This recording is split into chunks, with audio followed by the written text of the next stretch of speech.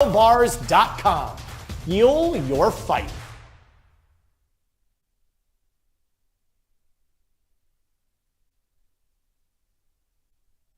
Hey everybody, John Brink is here, and I want you to know my dog's name is Zeppelin, and I want her to have the absolute best, including the best food to keep her happy and healthy. And that's exactly what Brutus Bone Broth is doing. Just a quarter of a cup drizzled on top of her dry food naturally detoxifies her system, reduces inflammation, and gives her the extra joint protection she needs. Zeppy plays hard and needs her recovery.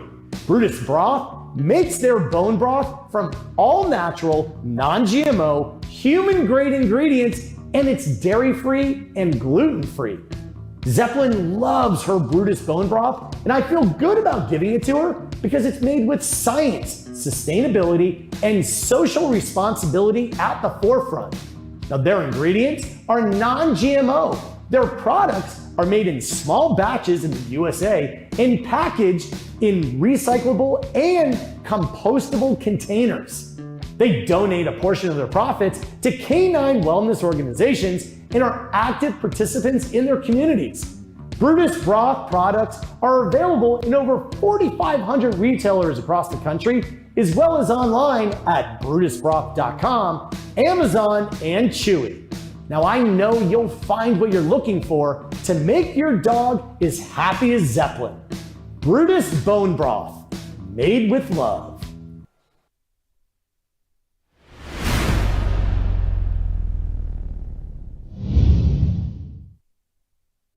God, I know. We're back and we're trying to tee up Battle Bars. Now, Bryan, we're going to be going out to Battle Bar Central to watch them do the very first dunking for Battle Bars, like Apple bobbing for Battle Bars. What do you think we're going to see here? Oh, I think we're going to see people put their faces in sticky substance, okay? And I think we're going to see people get diabetes immediately. Not from the bars, but from all that corn syrup if they don't keep their mouths closed. Right. That's right. Now listen, for everybody that's watching the second screen experience, remember, you're going to Brinks.tv, you're watching the Super Bowl, and you're predicting what's going to happen. Wait. The Bengals just scored. You can't just skip over that. The Bengals just scored. We got ourselves a game. We did. I need a touchdown card. Do we have a touchdown card or something? I mean, this is a big deal. Yeah, dude. Watch this. The Bengals just scored. Wait, go full screen on Bryan Callen dancing. Let's see. Bryan Callen dance. Oh yeah. Oh boy. Dude, you know what? I'm not sitting. I'm holding that squat. Still holding the squat and voguing. Still voguing. Dude, that's impressive. That's impressive, dude. My legs are screaming right now, but you wouldn't know it. All right, so here we go, Bryan. This is huge news. We are ready to go out to Battle Bar Central to see the first ever Battle Bar battle. We're going to be bobbing for the brand new Maple Pecan bars. Let's see, do we have Alex and Ian out there? Courtney, tee them up. Guys! We're set up right. There we go. We got you. Hold on. You guys got shower caps? Oh, we got the whole shower thing. Caps? What is this, PG-13? No. We're so well prepared. You have no idea. We got our director of sales for Battle Bars, Mike. He's going to be our officiant for this event. He doesn't do anything. He doesn't take a line down. Mike, he looks like Bluto. He does. Mike, of the two contestants tonight, who's your favorite? He takes his job super seriously. So what we're going to do doesn't have anything to say. We're just going to go over the rules really fast. They're going to have 45 seconds to bob for Battle Bars. They cannot put their hands on the side of the case. Herbert, turn up that audio. That is literally it. Yeah. So the cap obviously has to come in handy, the goggles. I don't know what corn fructose syrup does to your eyes, but I assume it's not great. So I want to see people dip their raw faces. Give me a 2-box, Herbert. You get me and Bryan in this, and then we'll go full on them. All right, so Bryan, give me your prediction. What's going to happen here? I don't know. I guess she's probably going to grab herself a bar with her face. So, yeah, she's you only going to have grab a 45 bar. seconds. Some people use their hands, and other people use their face.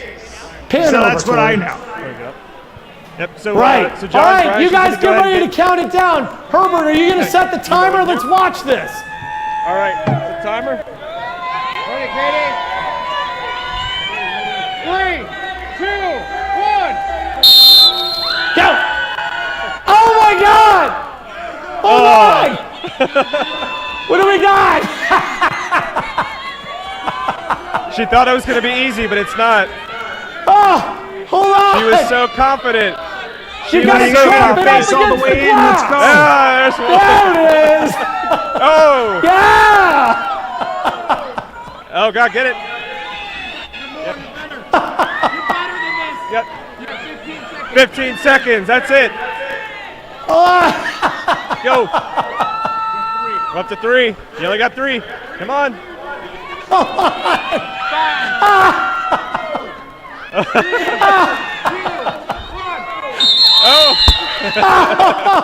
Oh my God. Look at that face. It's like someone opened the Ark of the Covenant. Dude, that was downright heroic. Demi, You okay? think about You that. okay? You know what happens when I watch that, guys? You know what happens when I watch that? Yeah. I realize I've got to stop taking my hands for granted. Katie, was that as easy as you expected? And that's all I do all so. day. I'm always like, every day I wake up, I look at my hands and I go, you know what? I could take or leave them, but I'm not Hey. going to do that anymore. Watching her having to use her face to do what I do so easily with my hands. It was easily the most And that's entertaining the thing lesson we've here, ever you seen. guys. What's So the now we official gotta get count? cleaned up. Alex, Ready for our second. Alex Ian, how many did she get? We got 5. 5. 5! Oh! Listen, Vegas 5, had the over-under at 4. But 5, she also has type 2 diabetes right now. That's exactly what happens. I told you. Her pancreas is take out it. of breath right now. Listen, That's it's right. like this right now. It's gasping for air. All right? And, right. Brian, I trust you. You're a doctor. You know this stuff. Yes, I Well, am. Brian- I'm also pretty much I'm the bar for where you want your fitness to be. Let's just put it 100%. that way. 100%. All right. I take my shirt off and people go, did somebody stretch human skin over a cheetah? And the answer is pretty much yeah.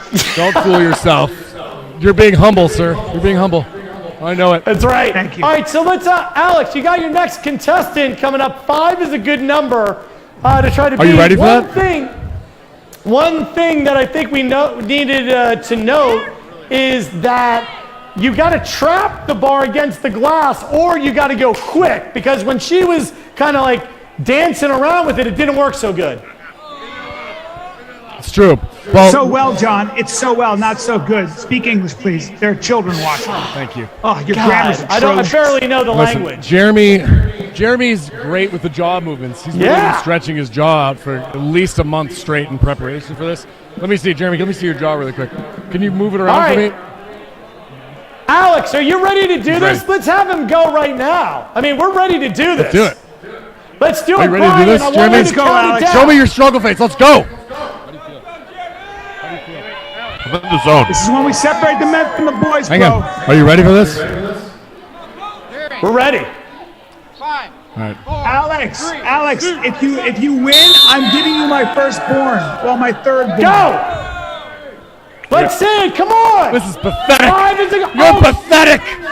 He's pathetic. He's not even doing it. Get your head in You there. gotta get- You call yourself a There man? it is. There it is. Battle of the sexes. Show them who's supreme. Get your face in there. There we go. There we go. Come on. Who's holding the? You're not allowed to hold the back of his head. 15 seconds. Hey, listen. There it is. There's no rules. Wait a minute. 5. That's 5. Oh yeah. 5, 4, 3, 2, 1. Does that count? That's got to count. That's got to count. That's last Listen. minute. That's last Listen. minute. Boom. John, Brian, we have Yeah. we have the Olympics. We have the big game on right now. and we have this finely tuned athlete right here. You can't teach this. Look, he dug deep. He dug deep in the end, bro. He's Wilford Brimley right now. Wow. Can I be honest with you? Yeah. I've never wanted to lick a man's face before, but I'm having weird feelings right now. Brian wants to lick his face. What do you think about that? I'm in. I want to give you. Send me out. Put me on No, Shab's show. You can lick my face all you want, my friend. I can do that, but it's not his show. It's my show, first of all. Second of all, I'll give you a cat bath, okay? If you're good. Now get out of here. Beat it, Get out of here. Put me on Shab's show. So we're going to be coming back to you guys. So Alex, right now the bar is set. I think it's 7. We'll be coming back to you guys in the third quarter and the fourth quarter, right? Or is that it? All right. I mean, John, I could probably recruit some more people. I got great news. John, I got great news. If you guys enter now, we're giving away a live baby. A live baby. Oh. That's right. Brian, I know. Real baby. I decided I'm giving my baby away. All you have to do is play to win, though. It's no longer just $6,000. I'm giving my newborn baby away. I promise you the kid is healthy. He eats every 2 hours. He will keep you awake. But this baby can be yours we're starting the bid at $5,000. That's right. So only on BrinksTV.com can you get yourself a live baby, you guys. That's how far we're willing to go. Look, whose kid is this anyway? I love live babies. Hold on. This is a live baby. Oh, look, Mom wants him back. Mom wants him back. Whatever. Be more of a mom. Oh, yeah. Okay, Mom. Listen. Thanks. Didn't she ever read the Bible about firstborn? Yeah, dude. Thank you. It's unbelievable how selfish some people are. Like, we're giving this baby away on Brinks TV, and all of a sudden I'm the bad guy now because I volunteered without asking her. Whatever. Exactly. Well, look, so while we were gone, the Bengals scored a touchdown. The score of the game is 13-3. The Rams are currently driving. 13-10. 13-10. If you're on Brinks.tv, make sure you're playing predictive gaming, touchdown, punt, field goal, interception, turnover. Make sure that you're guessing that. If that gets you on the scoreboard, you have a chance of winning warm, soft cash and prizes. Brian, what are you seeing right now in the game? All right, I just watched, I think it's the Grey Cooper Cup just caught another catch, and they have good field position right now.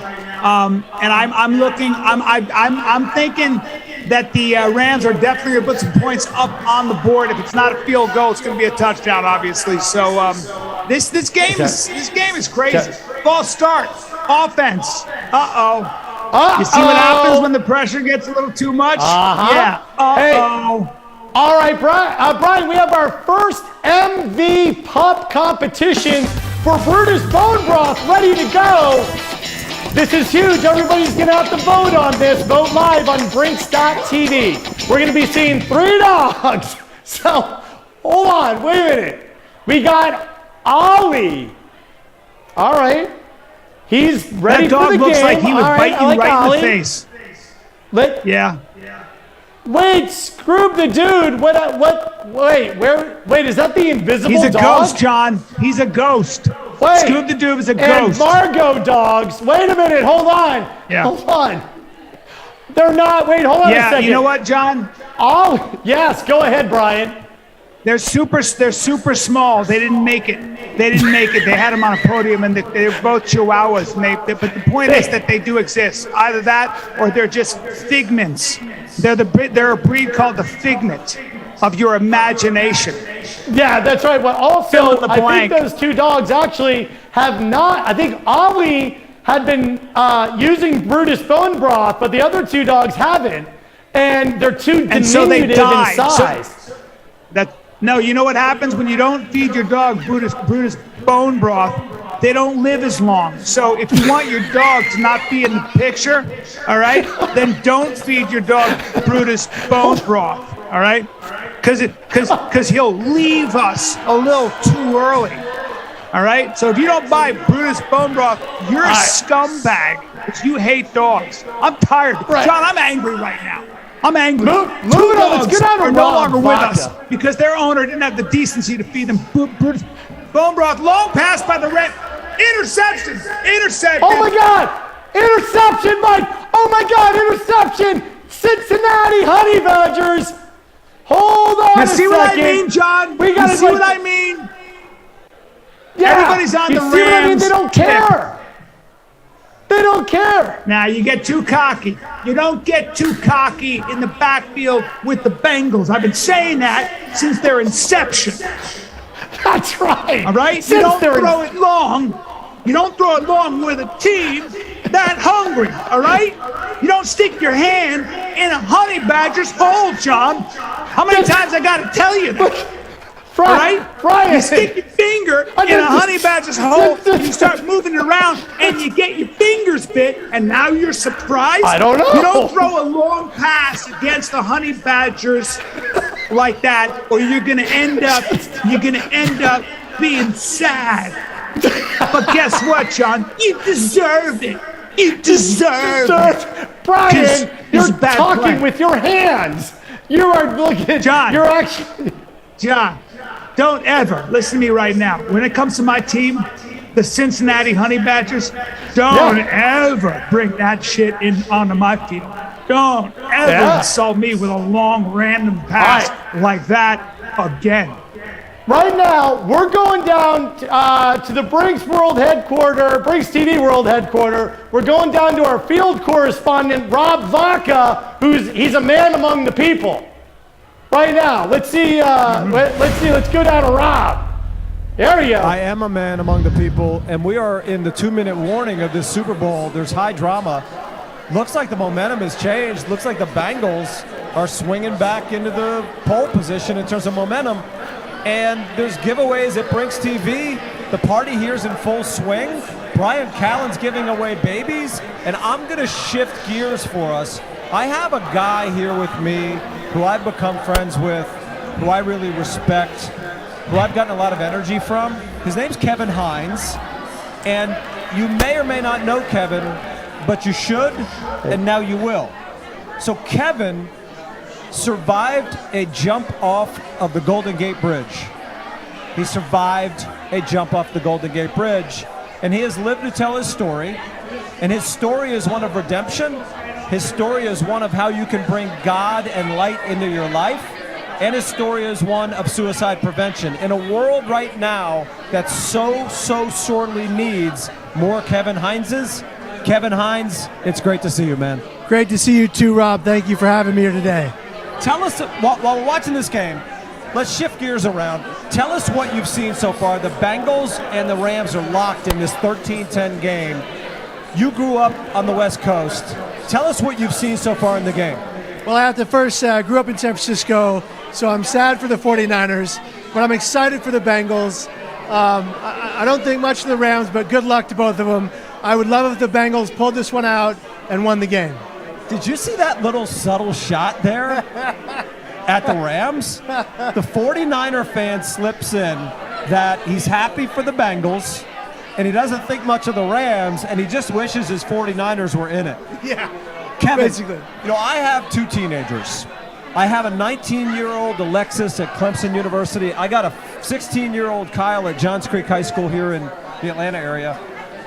What message are you sharing with young people today that can help in maybe a nugget here?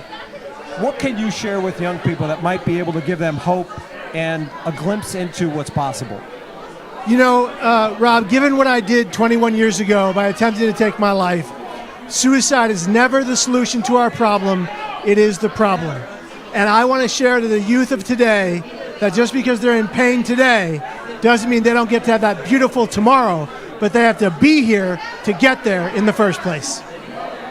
Kevin, your message it's simple, and this is a complicated sort of issue, but it's a simple message. I love the eloquence of the message. Thank you for sharing it. Let's get back into the game for just a second, because I want people to go check out Kevin Hines. Google Kevin Hines. He's got an amazing book. He shares a lot on video.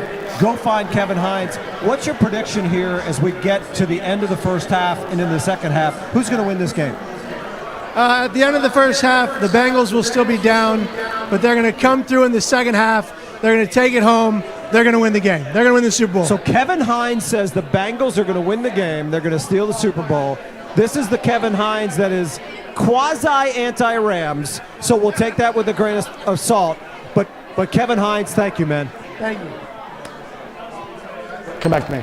Hey! All right. So, Bryan, listen to me. This game is insane. This party is insane. Yes. The second screen experience is insane. Courtney, we got to tee up our next winner of $2,000 because we're almost at the end of the second quarter. Bryan Callen, give me your insight right now. Because look at the John, Bengals first of all, how are these people winning? First of all, how are these people winning this money? Well, how am I not allowed to enter? What's going on? Well, how are they doing this? Are they just calling a number? What are they doing? No, Bryan. They're going to Brinks.tv, BRINX.tv, and they're registering and they're playing predictive gaming and trivia. And every time they get on the leaderboard, their name gets entered into the electronic hat, and we're picking a winner, $2,000 at a time. Okay, well, I'm not giving my baby away that way. There's got to be more to it. Anyway, the point is, what were you asking me? Oh yeah, the game. Look, you got all kinds of stars there, and I don't care about that. I like athletes. Stars bore me. But here's the thing, man. This game is going to be a barn burner. These teams are so closely matched. I know people always say this stuff. Basically, everybody regurgitates the same stuff. But what I love seeing is a young quarterback like Baca, like Burrow, who just believes in himself. It's that X factor, man. So you're witnessing greatness in real time. I'm telling you, this kid, and it's nothing new, but I believe he's the future. I think he might be the next GOAT. I don't know why I'm saying that, but listen to me. I'm not doubting you at all because I think Joe Burrow has what it takes to be a champion. But we are going to now announce our next $2,000 winner. Courtney, who is it? Oh, Jeffrey E. Bryan Callen, Jeffrey E. just won $2,000 on Brinks.tv Ultimate Second Screen Experience. Bryan, what is Jeffrey E. going to do with his $2,000? Jeffrey E. is going to wait until next year's Super Bowl, and he's going to buy exactly one ticket with that money, because that's how much they go for up in the nosebleed seats. But at least you'll be there live. You know what I'm saying, Jeffrey E? Congratulations, dude. Or you can spend it all on Kill Cliff bars if you want, battle bars. Do whatever you want, dude. Kill Cliff drinks or battle bars. That's what I meant. You know what I meant. The point is, you can never go thirsty again, or you can just never go hungry again. How's that sound? That's right. You're welcome. Yeah. Bryan, how many other broadcasts has NBC given away $2,000 right now? No. Is Bryan Callen making a red cent on this entire program? No. Are any of these people his sponsors? No. But I'm doing it for the love of the game and because I'm hilarious effortlessly. Absolutely. All right, so Bryan, I am about to go walk amongst the people here at Brinks TV World Headquarters. You are going to, at halftime, you're going to take a break because we have a Kill Cliff halftime show, lots of amazing clips, and then you're going to come back and join me at the beginning of the third quarter where we're going to give away another $2,000. We're going to have more MV Pop competitions. We're going to have more prizes, more special guests. It's just completely out of control, and Bryan, your job is to go get at least 2 more babies. All I know, guys, is that I got my friends having a huge party in Malibu, and I'm in front of my computer screen with you doing this second screen experience, all right? So you're welcome in advance, all right? In the meantime, I'm going to go do some calisthenics. Yeah. Hey, for Bryan, my upper body, because I've been holding this thing with my lower body the whole time. This whole half has been a lower body workout for me. Yeah, okay? I don't believe in chairs. Squat. I already said that. When I come back, I'll be very pumped. Yeah. I know. I love it. I'll probably make a couple more babies. Do we have the camera right outside to come in so that I can just walk?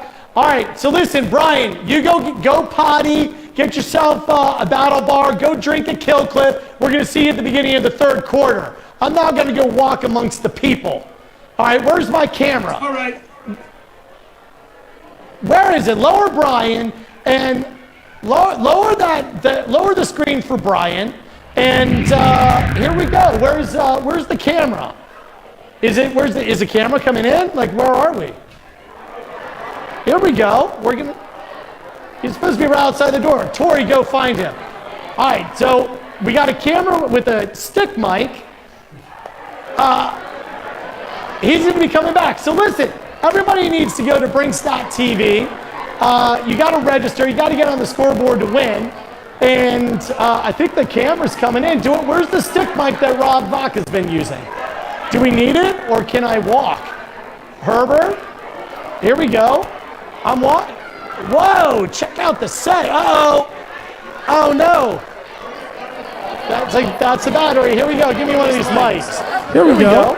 Are we talking here? All right. Hey, look at everybody. Hey, look at everybody. Yeah. Look at everybody. Hey, we're here at Brinks TV World Headquarters. We're having the ultimate Super Bowl party. Good to see you. Good to see everybody. What's up, man? Listen, we're giving away $10,000, lots of prizes, and we've got a huge party going on, giving away lots of Kill Cliff. Look at this. Come on over here. Look at what's up. What's happening? Look at this. He's the man, the myth, the legend, Victor. I saw you here, I think, last year. Yeah. And how are you liking the game so far? It's a good game, man. That's all I want to expect is a good game, and I think we're getting that. I think so, too. And I like the Cincinnati Honey Badgers because they don't care.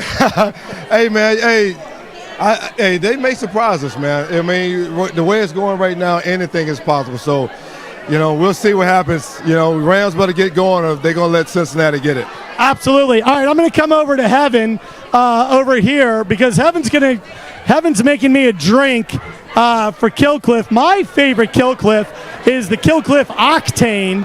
And we're here with the most amazing bartender on the planet, Heaven. Heaven, look right here. Look right here. Hey. Hey, how are you all doing? No, listen, you're going to make me a drink. Yes. Listen, Heaven's going to make me a drink because Kill Cliff is the most amazing drink on the planet, but Heaven, the most amazing bartender, is going to make me a very special drink with Octane, the Killer Clipsicle. Okay, awesome. Now we're going to do your favorite drink, so let's see. So we're going to use this Octane right here. We're going to make sure we use 10 cherries because he loves all of his cherries, okay, y'all? He's a little spoiled. So we got this. Put it away. Oh, you hold this for me so I can do all the work? Oh, shit. Let me get in there. Clean Energy. This is the best drink of all time. You got to go to killcliff.com. This is the Kill Cliff Octane. This has 125 milligrams of clean green tea caffeine, 25 milligrams of CBD. This is the greatest creation known ever by mankind. It goes fire, wheel, Kill Cliff Octane. That's the Kill Cliff Octane with the cherries, the soda water, a little bit of lemon juice, and a little bit of cranberry is going to make your perfect beverage for the non-alcoholic drinkers, non-alcohol. So I love it. That. All right. So listen, look at DDP right behind us. DDP, how are you? I thought I was going to a bar. Then I pulled up to your house. I go, sweet crib. Walk down. I realize I'm in a sweet bar. Great job, dude. Great job. That's pretty awesome. All right, so Heaven, what ingredients are you throwing in the, what are we calling this? So right now, tell me what it is, your 100? My 10 banger? 10 bangers. This is 10 bangers because you got 10 banging cherries, banging. We have lemon juice, we have a little bit of pineapple juice as well, and then that's going to be coated with a top of soda water, okay? That's like your perfect spritzer. Hey, Herbert, can you go around to the PTZs here and just show everybody the party that's happening? Because it's pretty amazing. Like, look at the party. We got a couple hundred people down here at Brinks.tv World Headquarters. Flip around the PTZs if you can. Because, honestly, if you're not here, you're not cool. This is where all the cool people hang out. Correct. This is the ultimate watch party. Kill Cliff is the ultimate clean energy drink.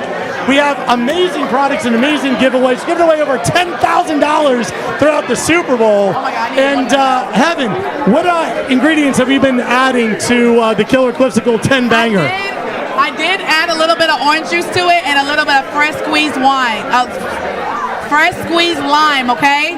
So I have a whole bowl sitting right here. All the fresh fruits makes a big difference. It does make a big difference. And what I want to make sure everybody knows is that Brinks.TV, the ultimate interactive network, we're giving away $10,000 cash, and we're giving away lots of prizes. Make sure that you support KillClip.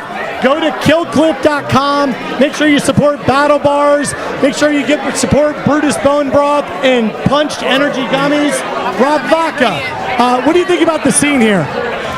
It's hard to beat. This is the most impressive sports bar in a home in America, and that's undisputed. And this is the home of Brinks TV. That's right. That's right. I want to get Jerry over here because Jerry made this. Hey, Jerry! Hey, Jerry! Oh, yeah. Yeah. We're going to bring Jerry over here because he made the Killer Clipsicle. This is his Mona Lisa. Want to make sure that he tells everybody why this is the best drink ever.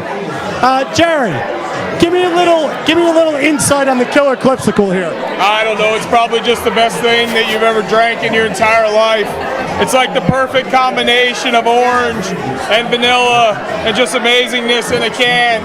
It tastes like nostalgia, right? It tastes like 2000s when you're chasing after an ice cream truck to get the orange creamsicle that your grandma gave you $5 for. It's the best thing in life, and it keeps you going. Killclip Octane, let's roll. That's right. So Jerry created this drink. Haven't just made me the ultimate 10 banger. We're coming back. We're going to go out to the Killclip halftime show, and we'll be back at the beginning of the third quarter. All right, cheers. Boom. Can't go wrong with that. You cannot go wrong with that. Are we still on? I feel like we're...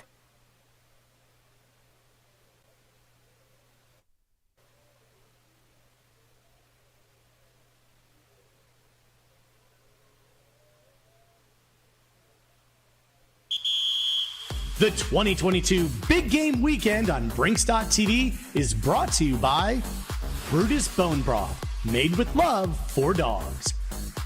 KillClip, clean energy drinks. Battle Bars, fuel your fight. And Punched Energy, packs a punched.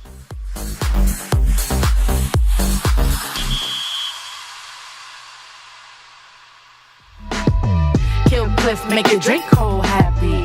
Killclip make your drink cold happy. Killclip make your drink cold happy. Killclip make your drink cold happy. Killclip make your drink cold happy. Killclip make your drink cold happy. Killclip make your drink cold happy. Killclip make your drink cold happy. Killclip make your drink cold happy. Killclip make your drink cold happy. Killclip make your drink cold happy. All right, people, listen up. Got to share my latest discovery. 100% all natural caffeine gummies. Punched Energy is a new and fast way to power up. Now, these gummies are made with real fruit and are infused with green coffee bean caffeine. That means it's all natural. Plus, they come in perfect pocket-sized travel packs. Now, you'll never have to worry about spilling your coffee or having coffee breath ever again. Just grab a pack of gummies and get punched. Find out more at punchedenergy.com. Brinks. Oh yeah. From Killclip, the #1 clean energy drink in the mind of Joe Rogan, comes the Flamin' Joe. Sugar-free, B vitamins, electrolytes, all them good drink things. An epic spicy pineapple fusion from out of this world, straight into your drink hole. Own it. Killclip.com. Ever since I've been doing these commercials for Killclip, my Tinder account has been blowing up, dog. Ooh, who's this horny young fella sliding into Brandy's DMs? Mr. Castle Master. How about that? Kill Cliff Octane CBD. The Killer Cliffsicle. All the benefits of caffeine smooth over with CBD. Own it. Hey everyone! Castle Master here, overload of knowledge and part-time customer service rep for Kill Cliff. Wanted to announce my new Kill Cliff Octane CBD flavor. Killer Cliffsicle. Yeah, that's right. It's orange and vanilla yumminess. Woo! I know your drink hole is gonna be happy because I know everything. Just go to killcliff.com and get yours today. And now, Kill Cliff the Clean Energy Drink and Sanford MMA present Rumble Time Live! Starring G.W. Garrison, Chaz Skelly, Dawn Drinkas, and McDojo.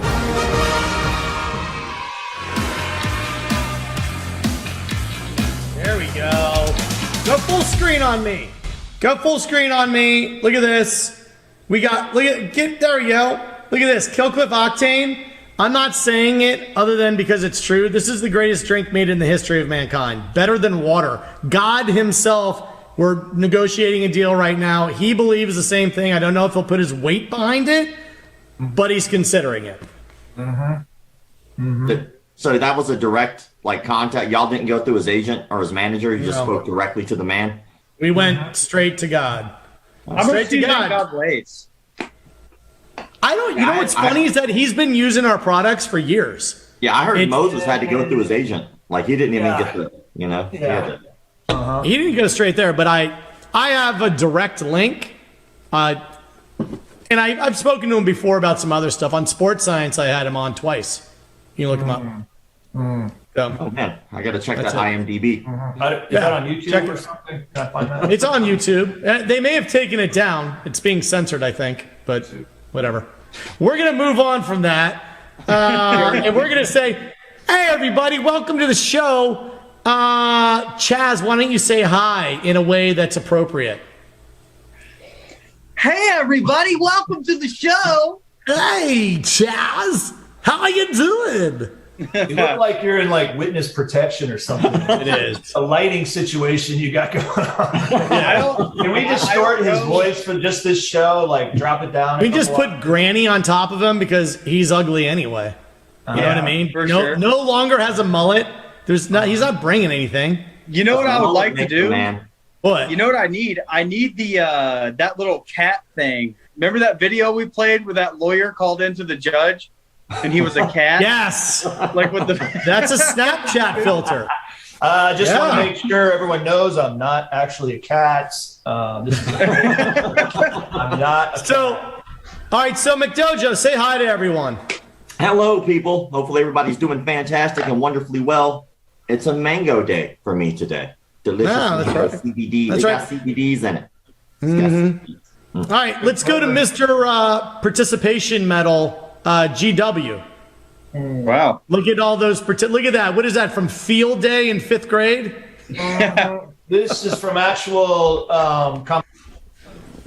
Y'all just mute him on purpose? Yeah, we just muted him or something. Your microphone dropped out. Guys, he was lying. God cut the line. Just remember, 3rd place is like the gold. Yeah, look at him. Hey, G-Dub, keep talking. We can't hear you at all. We're moving on. So last time we had segments that deserved a little bit of follow-up. First we had Newsworthy. So here's a little new addition. This segment is called Follow-Up, and this first clip is called Live on Site. Let's see what we got here. Tori Yorkie joins us now live in Dunbar. And Tori, they're not seeing any flakes, but wet roads. And now we're starting to experience, unfortunately, in freeze-thaw, we see this, water main breaks. Yeah. Got hit by a car. Okay, I just got hit by a car, but I'm okay, Tim. That's the first I'm okay. I just got hit by a car, but I'm okay. I'm okay. Yeah, that's live TV for you. It's all good. I actually got hit by a car in college too, just like that. Wow. I am so glad I'm okay. Yeah. You're okay. You're okay. We're all good. This is you know what? It's one sure woman you're band. okay, Tori? We're good, Tim. Ma'am, sure you're you okay? are so sweet and you are okay. It is all good. You know, So you know, it's my last week on the job, and I think this would happen. So you were bumped specifically to me, Tim. Were you bumped down low, Tori, or were you hit up high? I couldn't really tell. You could have. Well, dude, does it matter? I like how they just abandoned the story. It's I think it got her in the you're supposed to be doing something, and you don't have a job. I just don't understand. This dude's like interrogating her. Is it down low, up high? Like, does it matter? She got hit by a car. Look at that. God, it's professional looking. First clip here is called Caught Celine's Attention. Celine Dion, unimpressed with fans singing and flips her off. Let's see it. You in my arms and never let go. I surrender.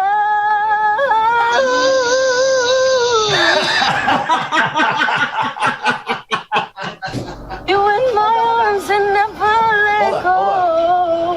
I surrender.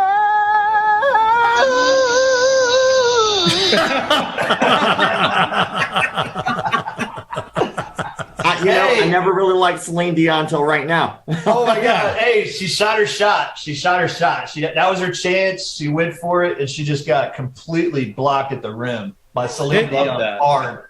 I think both people were courageous. Both women were courageous right there. You got to have some balls to sing to Celine Dion. You got to have some balls to be so rude as to roll up the window. With eye contact. That's the best part. Actually, looking her in her face. Her limo was pulling off. She's like, hold on. And she actually gave her the platform for about 5 seconds. So that's all you can ask, really. She shot her shot. That kind of reminded me of me trying to pick up chicks in college. Same reaction. It went that well. They're like, next. Yeah. All right, so on that note, let's go to the next clip, which is called Crying Out Loud. This is What's wrong? Daddy, do that. What? Daddy, gonna do a crack. He what? He gonna do a crack. Are you serious? Daddy! What's wrong? Daddy, do that. What? Daddy, gonna do a crack. He what? He gonna do a crack. What? Are you serious? My 90-year-old ears can't understand it. What is she saying? Daddy called me a Democrat. There you go. Which is right on par with like the boogeyman at this point. Like Nancy Pelosi's under your bed, basically. I mean, how do you know she's not? She tried to make her daddy share 3/4 of his cookie with her because she didn't have any. Hey, I'll be honest. Exactly. She's kind of acting like a Democrat right now. I'll just say. Crying. Like anytime I accidentally see a clip of The View, my same reaction. Okay. Absolutely proved her daddy right. You are right, GW. Exactly. You hit the nail on the head there. Moving on, we're going to the next clip. Running free. Running free. Here we go. Now let's take a horse on a trail. Oh, shit! Oh! That was vindictive. That horse knew that guy. Poor lady. Well, he's riding like a Vespa. Oh! Horse really. Is that a Vespa or is that like a bike? I think it's a bicycle. Yeah. No, that thing was cruising. That thing is crude. It looks like a Vespa to me. It looks like that Vespa was lacking a little bit of horsepower. Oh, hey! Wow. Zing! But now, the horse decided to cross there. Like there was no other point where the horse could have crossed. I don't know. Maybe you had a question for him. Who knows? All right, next one is called Family Recipe. Do you think Brinkus listens to like fart noise in his headphones. Got sick last night, so I'm cooking up some NyQuil chicken. I've done this in the past, and usually I use about, 4/3 of the bottle. And if it's your first time doing this, you can get away with using about 1/5. Season that NyQuil in there just at the right temperature. You're going to want to let it sit there and sizzle for about, 5 to 30 minutes. Make sure you're constantly flipping over the chicken. You don't want to give one side more attention than the other. Oh, sometimes the steam really makes you sleepy. Oh, fuck. What you're looking for is that blue color right there. All right, then you can go ahead and turn it off. Blue? Ooh, yeah, that's steam, baby. Drain the unused right back into the NyQuil can, just like so. And NyQuil chicken. What? I have to see what happens when you eat it. Yeah, like what's the for more recipes? Chaz, somehow I feel like you know what's behind this clip better than anybody because I don't get it. I don't know. I did a lot of Chloroseed and cold and cough when I was in college, but I've never heard of NyQuil chicken. A lot of Sudafed. Got it. All right. Did you used to just down bottles of Robitussin? Yeah, absolutely. Yeah, that's what I thought. All right. I mean, I like that's That explains a lot. All right, that just so everybody knows, that's on a borderline of being lit up. That was I'm not going to. Only because I don't think I understand it, and that just could be an age thing. I just gotta know what this guy's is because I need some more of these like trailer park recipes here. I need to know what's up. He said 4/3 of the bottle. Yes, 4/3 is fine. From 5 to 30 minutes. Right. Time for my favorite part of the show. It's McDougal time. All right. You keep saying that, but then you keep trying to fart on me every time I do a segment. That's exactly how it's very confusing. But anyway, so you all know my shtick. I call out fakes, frauds, phonies, and all that, and I have to look at hours and hours of martial arts footage. But I found the best gun disarm I've ever seen in my life on the internet. You got to watch it. Here it goes. Watch it. Here we go. Let's watch it. Let's see. All right. I see the disappointment on your face already.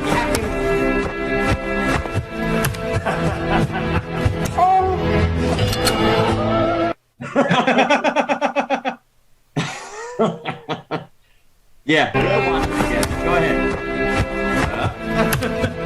Solid disarm. I like it. The booty hole surprise at the end was unexpected, I have to say. That was amazing. Borderline, man. I'm going to give you a pass, but that was borderline. You built it up as the greatest. You built it up as the greatest ever. Not one person thinks it was the greatest ever. Disarm a gun with their butt cheeks and then draw the gun with their anus. I mean, come on. That's near impossible, but this man did it. Go ahead. Next clip. Let's go. I'm sure GW knows who Renzo Gracie is, right? You guys know Renzo. Of course we know Renzo. The basement. Renzo Gracie has this beautiful saying is that a true friend will come in with a flying kick. And then this is literally from Renzo's page. Let's go ahead and watch and just see how his quote applies to real life.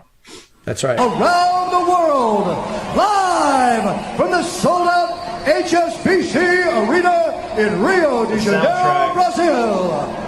It's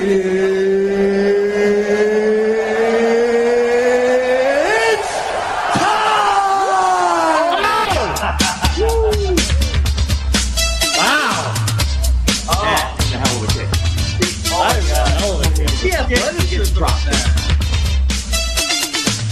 It's really good form, I gotta say. That is good form. What was the dispute? Like where you got to put your chair? No, the guy was like, if you watch at the beginning of the video, the guy's like chasing them down with a stick. Like he has his big stick and he's like walking them towards the beach. They're trying to get away from him. But this guy don't play those stick games. No, now he's got 2 sandy footprints on his upper back and a mouthful of hair. Yeah. You think so? But the stick was being used to ward off them putting the chair there, right? I have no clue. You know what I know. I don't know. I think I need a little more context to decide whether or not that was a legit blind flying kick. I mean, just enjoy the kick. It's a hell of a kick. That's all I needed. Let's go to drumstick. This is the in the random clip potpourri segment. Let's go to drumstick. All right, I see it.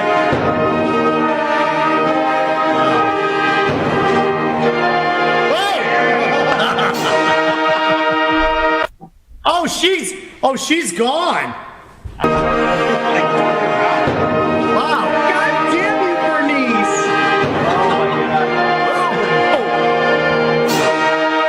Oh, it's stuck in her hair.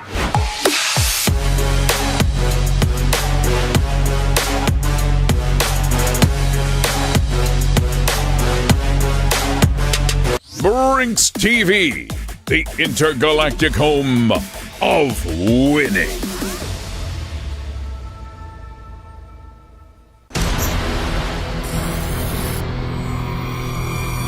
We're gonna set the internet on.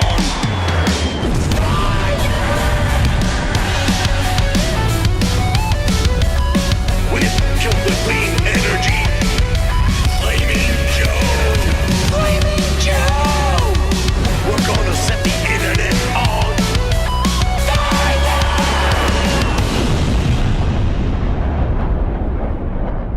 Kill Cliff lifestyle. It's freestyle, you know what I mean? It's freedom of expression. Look at this, expressive as you get, you know, without being overly busy and overly expressive. It speaks for itself.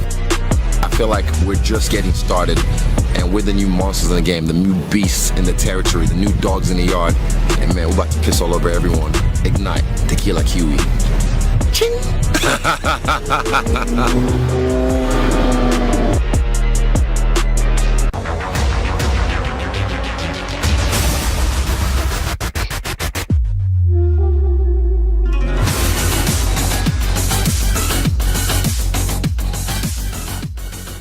First of all, before we get started today, I have to say my animation is the coolest in the business. Thanks to the guys over at Killcliff and ladies, not discriminating. If you ever want to check out the rest of these episodes, you can check them out on our YouTube channel, but it's even better if you go to brinks.tv and check it out over there. Feel free to give some love to my homies over at Killcliff because it's delicious and I drink it and they also pay me, which is kind of a perk, but it's still good. But come on, you know that there's money being changing hands, but it's really good. This is my favorite one right now.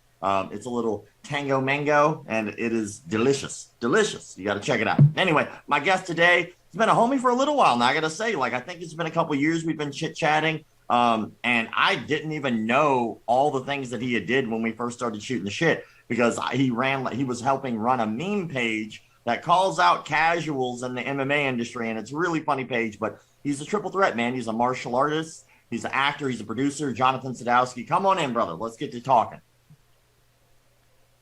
What's up, my man? Thanks for having me on, Rob. Well, thank you for coming on. I don't know if you're aware, but this is our Super Bowl episode, I noticed you came prepared. I don't live under a rock. So I gotta say, man, I watched just before we kind of get into it. I watched 8-Bit Christmas, which you were a producer on, and thanks, it was awesome. I love Christmas. I love nostalgia, and it gave both of those to me. So tell me a little bit about all that and what happened with that and how that went. Oh man, that really began as a labor of love. You know, we started working on that film over 4 years ago. I on a random thing, I was playing Nintendo one night. I was drinking whiskey and playing Nintendo as adults do. And I made a post on Facebook back when I had a Facebook account about, just remembering playing Nintendo. I was playing Mike Tyson's Punch Out. I remember playing Nintendo, and my cousin downstairs started, he was the first person in the neighborhood to buy one. And this kid, Patty Houlihan, sent me a message. He was from high school. I haven't talked to him in over 10 years. And he was like, oh, read this book. It's called 8-Bit Christmas. And I ordered the book on Amazon, and 4 years later, it's a $30 million movie for New Line. And a lot of people liked it, so I'm pretty happy with it, man. Well, it reminded me a lot of A Christmas Story, but with a lot more nostalgia of our time. If you're in your 30s, this movie is or 40s, this movie's about your childhood. And I'm a staple guy. Every Christmas, every day in the month of December, as corny as it sounds, I watch a different Christmas movie. That's great. I have my favorites. I have Die Hard. I always make sure I get that one in. Not a Christmas movie. Ho, ho, ho, I have a machine gun. Come on.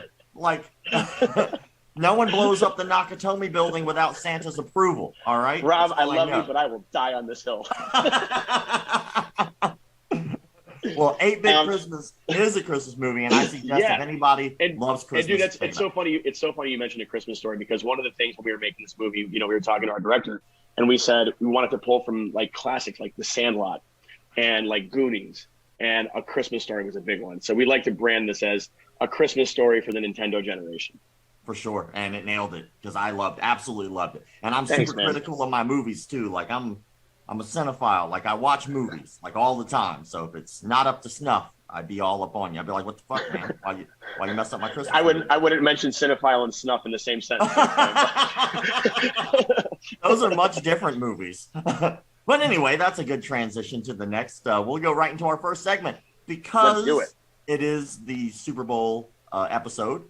I decided to take elements of the teams, and we're going to see who would win in a fight. So let's go and pull up the first tale of the tape, which is our animal beef, which I didn't name that, but I appreciate who did. Tale of the tape, the ram, all right?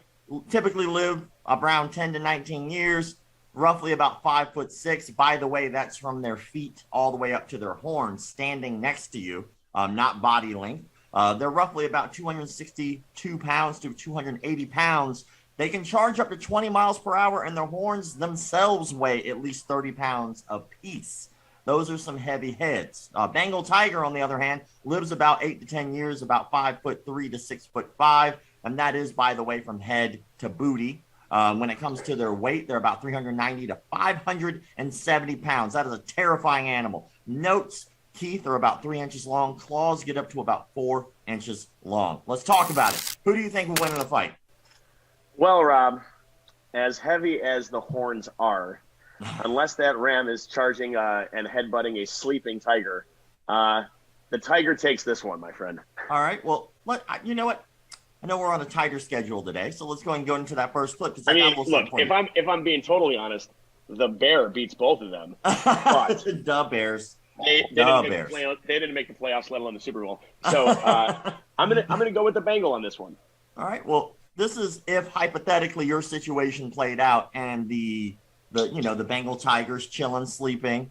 All right, we'll call that the bag. And let's say the ram gets to jump on him. This is probably how it would go down. Let's go and play it.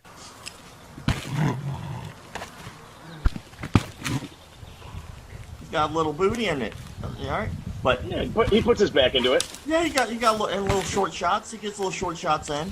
Right, he's not afraid to take a hit. Clearly. You know what, Rob? I'm gonna make a little proviso on my statement. We totally didn't talk about home field advantage. This is true. But did you see the end? Can we play the end of this clip? The thing knocks the bag off the chain. That's how hard he hit it. Yeah, that bag probably weighs 100 pounds. I mean, if it's a sleeping tiger and he's not paying any attention, to whack. So yeah, sleeping tiger.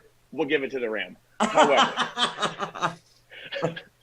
in any other instance on level ground, I want to say that Bengals are predatory felines, so I think the prowling aspect will come into play.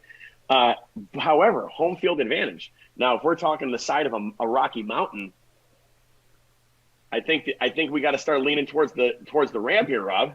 Have you ever seen the Rams on sides of cliffs, barely having any ledge? They're just chilling. They're ridiculous. Have you ever? And it's like those damn. I almost swore on your show. I'm sorry. You can't. I don't care. All right. Do you ever see those goats that are in the trees? Yes, like chickens. The ones man. They just literally they're in the trees, on all the limbs. I thought it was photoshopped at first. Yeah, but what if it was a kamikaze kind of job where it's the Rams chilling up on the tree and then it sees the Bengal tiger and just jumps on it? I mean, that's a lot of weight. Yeah, I got to be honest with you, Rob. I'm not sure how much stalking Rams are doing these days. I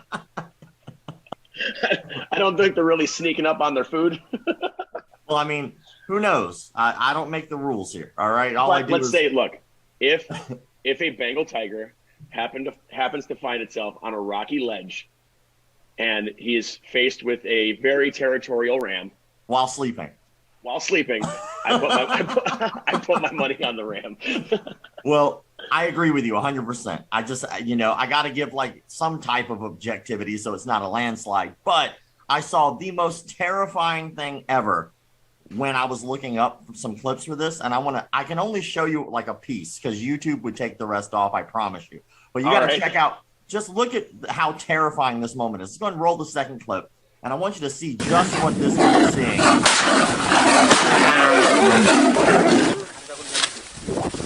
Watch, look at the little sticks. What are those things? He throws it. Now, I've seen that clip before, and that's bonkers that the tiger has the cojones to literally jump on top of an elephant. And the funny thing is, he didn't even care about the elephant. He was just using him as a stepping stool. So, like, the rest of that clip, that guy got kind of mauled. But I mean, Rob, let's call a spade here. If we're going to go with animal beefs in the NFL, is there any mascot that beats a Bengal? A Bengal tiger? Yeah. No, a Bengal puppy. Let's see. I mean, there could be Bengal puppies. I don't know. I would say, like, what about the Chargers or Oilers? You know, like if your Chargers, you're thinking like electricity. Maybe it shocks the thing, huh? Or the Oilers, like a mean old dude from Texas. Yes, he's hunting him and shoots him. Then he puts a cigar in his mouth. This is Jim Johnson from Tejas. I imagine a big cowboy hat and a very southern accent with that gun. That's hilarious. Well, let's go ahead and move on because I think we all agree a Bengal tiger would absolutely maul a ram. But let's continue down that path. Let's go ahead and pull up the next tale of the tape because we have two quarterbacks that have made a big splash this year, Joe Burrow and Matthew Stafford. Joe Burrow, 25 years old. He pretty much, I mean, last year he really jacked up his knee, comes back this year just straight murdering. 6'4", 221 pounds, which he doesn't look that big. He looks so gangly, but he's a big dude himself. Note, second year in the NFL, which we just talked about. Stafford, age 33, he's 6'3", 232 pounds. He looks so much bigger than Joe Burrow, but he's really not all that much bigger. I mean, he's even a little shorter. 13 years in the NFL. Who do you think wins in a fist fight? We're not talking actual like NFL fist fight. Who wins? I'm going to address the elephant in the room, Rob. Literally, these are like the two sweetest human beings on the face of the earth. So even the thought of them fist fighting is pretty hilarious. I'm going to ask you a question now. You ready? Oh God. Let's play QB Fight Club. QB Fight Club. If there was one QB in the NFL you could fight, who would it be? I could fight? Yeah, who would you want to fight? Oh, man. That's a tough one, man.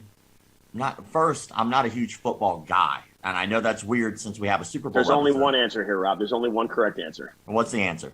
Aaron Rodgers. That guy. We know who you would fight. I would dog walk that. All right. First off, he's a and secondly, he plays for the Green Bay Packers, and I'm a Bears fan, so Aaron Rodgers all day. All right, well, so you would fight him because that's pretty much absolutely. It, right? Yeah, absolutely. Well, plus he always wins. He always wins, and I think he needs to be knocked down a few notches. A little heel hook action, that'll slow him down. Ashi Garami for you, good sir. That's amazing. I love that question though, because in all honesty, like I'm one of those people, like I'm a violent pacifist, if that makes any sense. So like for the most part, you're a warrior in a garden. Yeah, it's like if you're cool, I'm cool, but if you're a dick, I gotta fuck you up. I'm sorry. Like it's standard. Yeah. I don't write the rules. I just create them, come up with them, write them down, and implement them.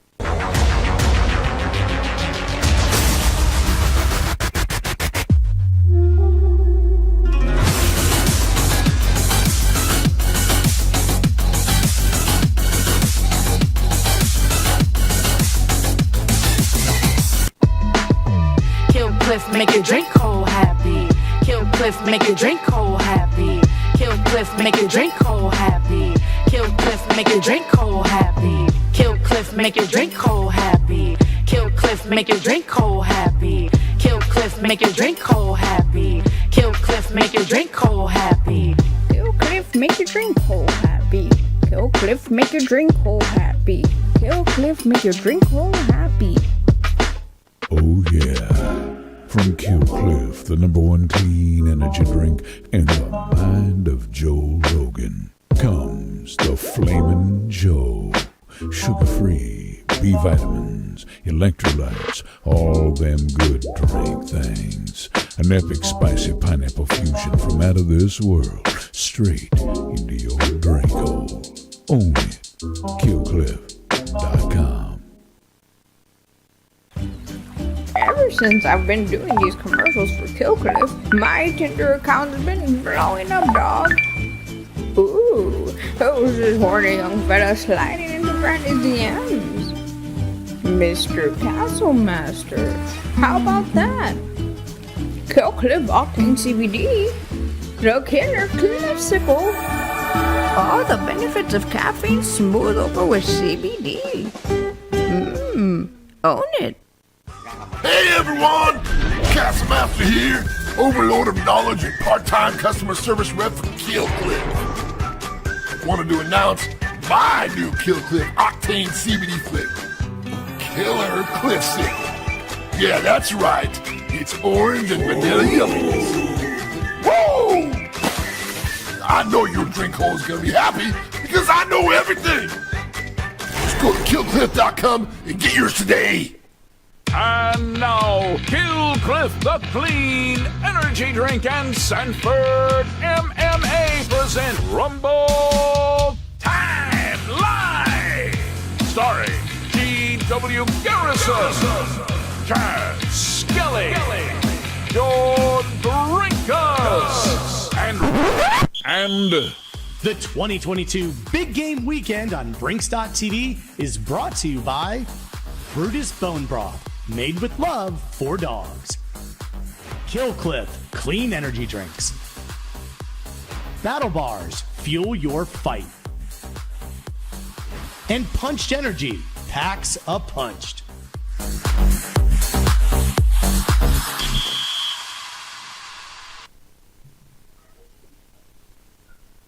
CJ, you ever play against Von Miller or Aaron Donald? You ever get tackled?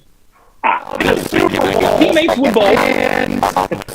Hold on, I can't hear him. For those of you watching and playing it at this time, the Ultimate Second Screen experience, we have John's mic is messed up.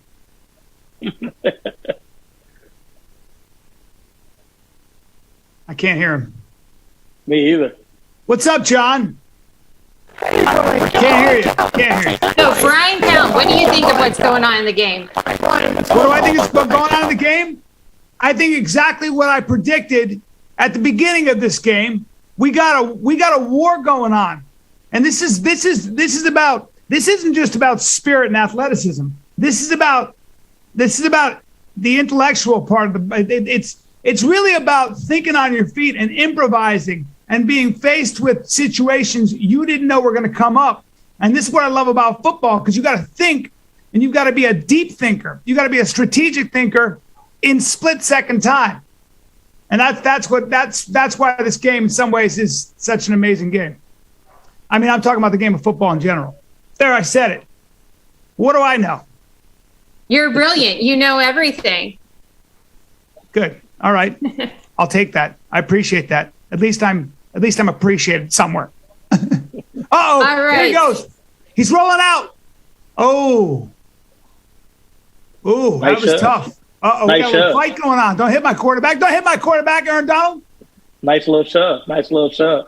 Bryan Callen, we have C.J. Anderson here, been to 3 Super Bowls. You look, man, when you get a guy like C.J. Anderson, first of all, to be a running back, I think you played, what was it, 8 seasons? 9. Yes, sir. 9 seasons. People do not understand what the kind of punishment you take as a running back, and to stay relevant for that long and to be that good for that long as a running back. I'm sorry. Most running backs last about a year, and that's it. Thanks a lot. See you later. 9 seasons. What do you eat for breakfast, number one? And my favorite thing is to sit down with a dude like you who understands the game on the level you do, because then you really get a sense of the sort of the science, the intricacy, the kind of brain power that goes into football, man.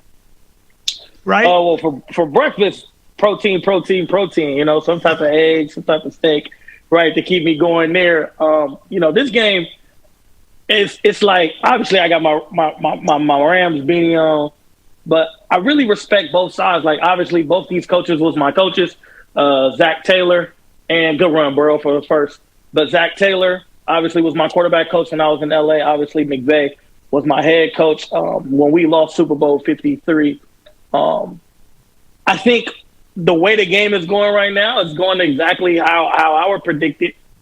Big plays by the Bengals. You know, they're doing some things. They established a run. I think on the other end, they got to get a pass rush on Stafford, but Stafford made the critical turnover here. That's pretty much going to give the Bengals a chance to have a comfortable lead. So that intellectual of the game you're talking about, it's really big in this because obviously Zach Taylor comes from the Sean McVay tree. They know each other so much, so well. Yeah, but let me ask you this. Let me ask you, probably CJ. the same. Let me ask you this, CJ. First of all, when you watch a game, does your heart start? Do you get nervous? Does your adrenaline peak a little bit when you're watching football? Or are you glad to see the game behind you? Oh, I'm so happy that I'm over. You know, it's crazy. So Cam Akers goes down early in training camp with the Achilles.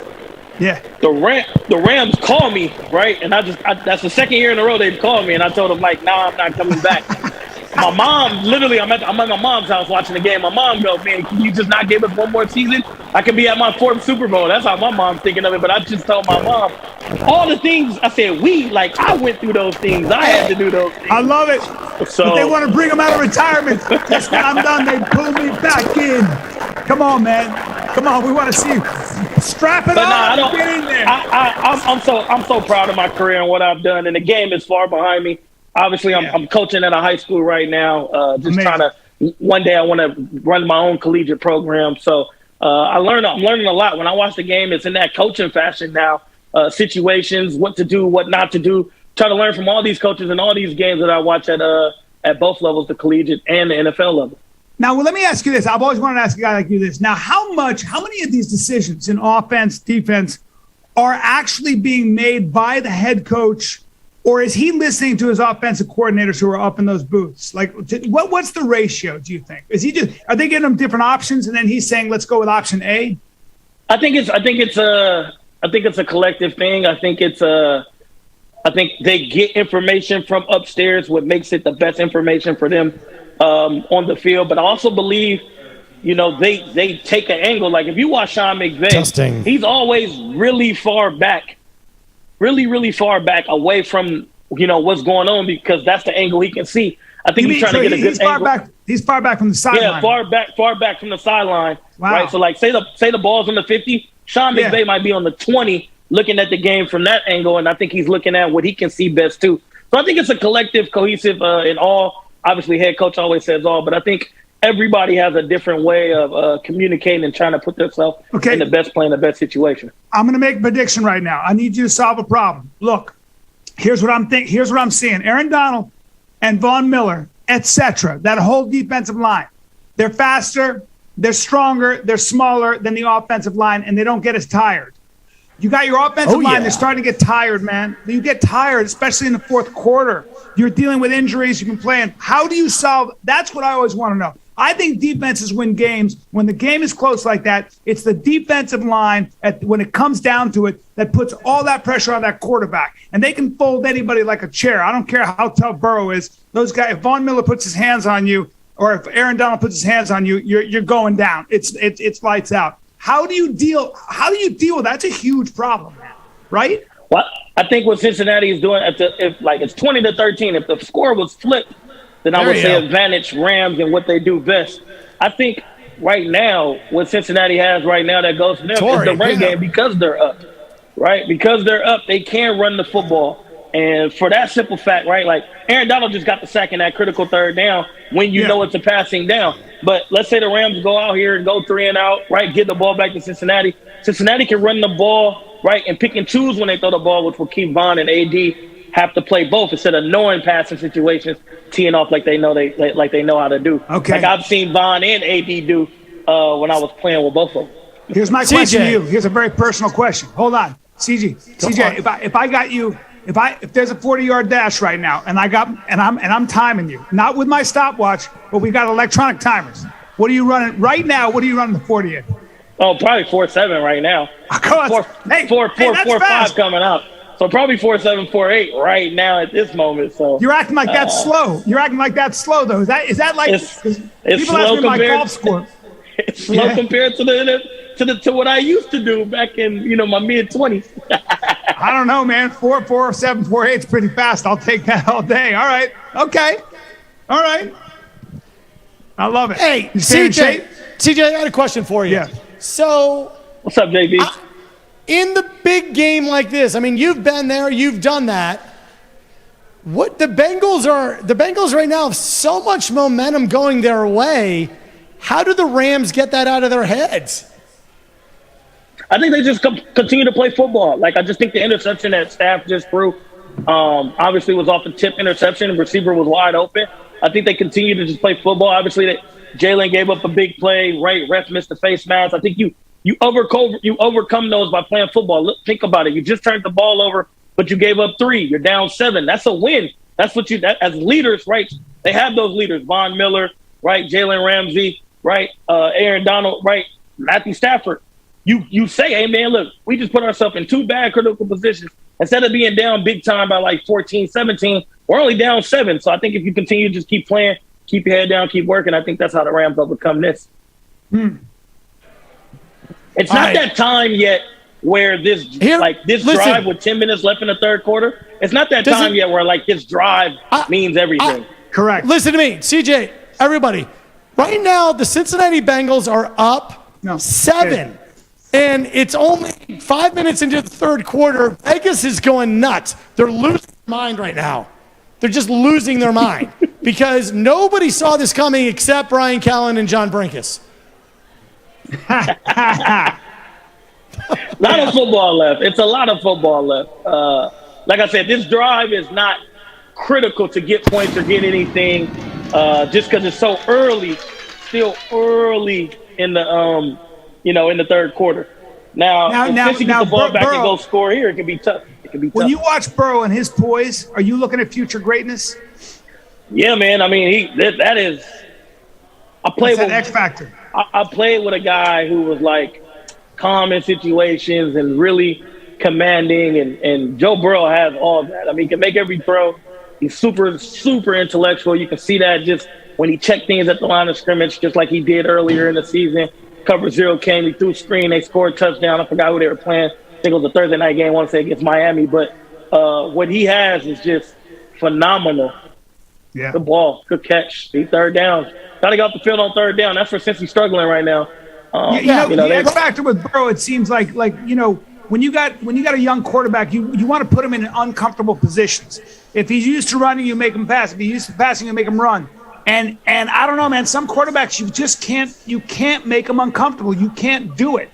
I mean, the only thing you can do is rush them and figure out a way to put pressure on them that way. But otherwise, it's very difficult.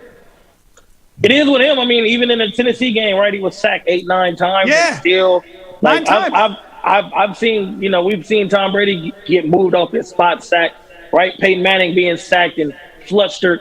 It's very interesting to see how uncomfortable a team can make Joe Burrow, because right now he's feeling very comfortable with himself and his skill set for sure. Yep. Yeah. It's what? So now hold on. You got $1 million on this game. Who are you going with? Right now. At this moment, 13 to 20? Yes, sir. Cincy. I still can't say. I like both. I like both. I trust me. This is the first Super Bowl where I'm like, whoever wins, I'm not angry. I am not angry. Whoever wins. I know. They're both so evenly matched, man. It comes down to coaching, baby. I don't know. Right? Hey, listen, like they lost Odell. Here, let me just tell you also. What? Here, listen. Everybody that was doing the analysis on this game ahead of time, they said the Rams were going to roll. I just want everyone to know this is why they thought that. Because the Rams have the #1 defensive line and the Bengals have the 31st ranked offensive line, to which I said, do you think the Bengals don't know that?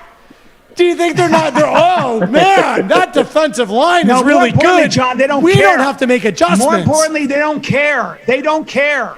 They don't. When you get down to this look, hey, CJ, talk to me about this, because there's such a difference, it feels like, in the last game of the season. You're dealing with so many different injuries and so much fatigue. It's just different, right? I mean, you're literally a different team. Completely different than what you are when you start the season. I mean, what you said was perfect.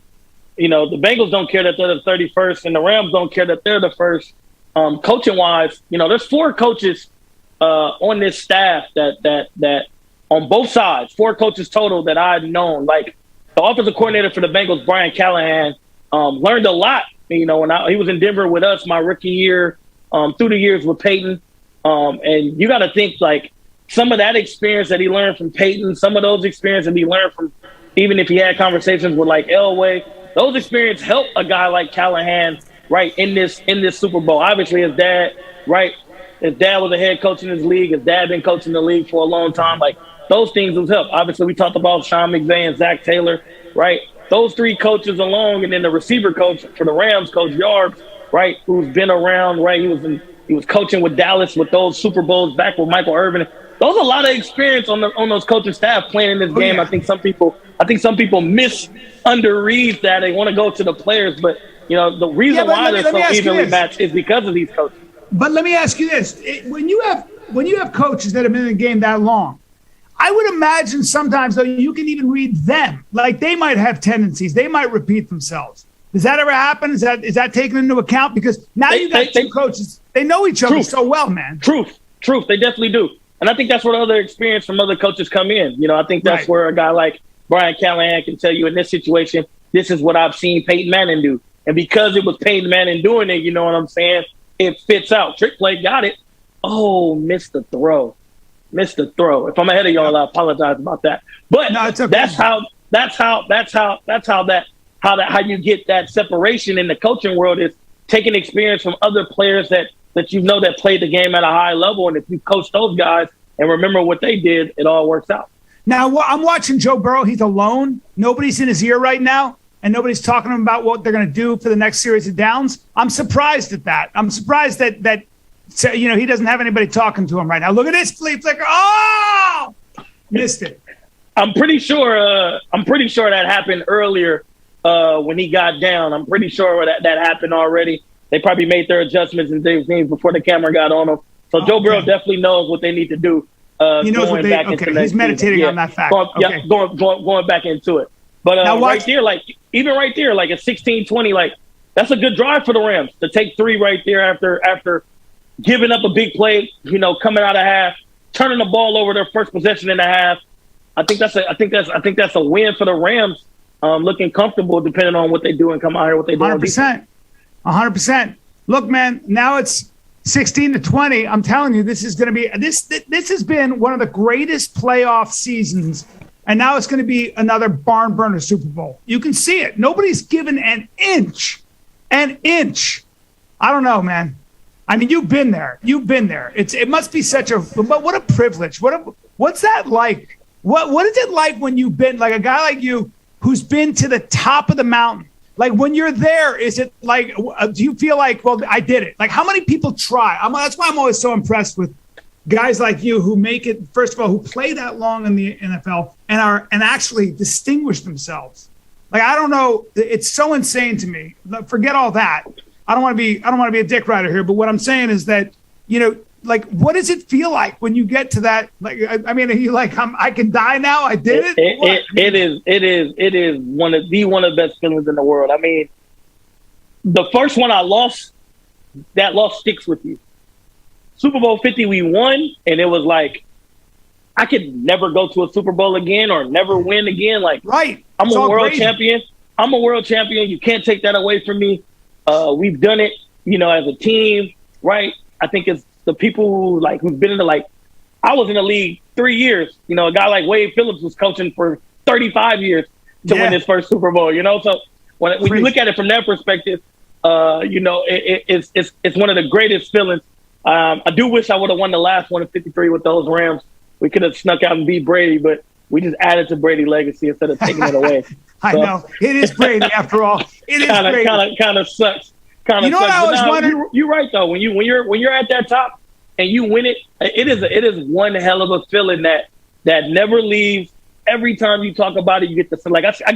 I got goosebumps and shit now just for it's 6 years ago when I won the Super Bowl. I know. So. I can imagine because the pressure. But when here's the other thing I want to ask you: when you come up like that and you guys win or you get that close as a team, the bonds and the friendships must be crazy. But then somebody gets traded, somebody gets cut. That's got to be. I always think about that when I watch Hard Knocks and stuff. I always think about like the camaraderie and the friendships must run deep. But then, like anything else, I'll see you later, man. You're going off there. You're going off there. What's that like?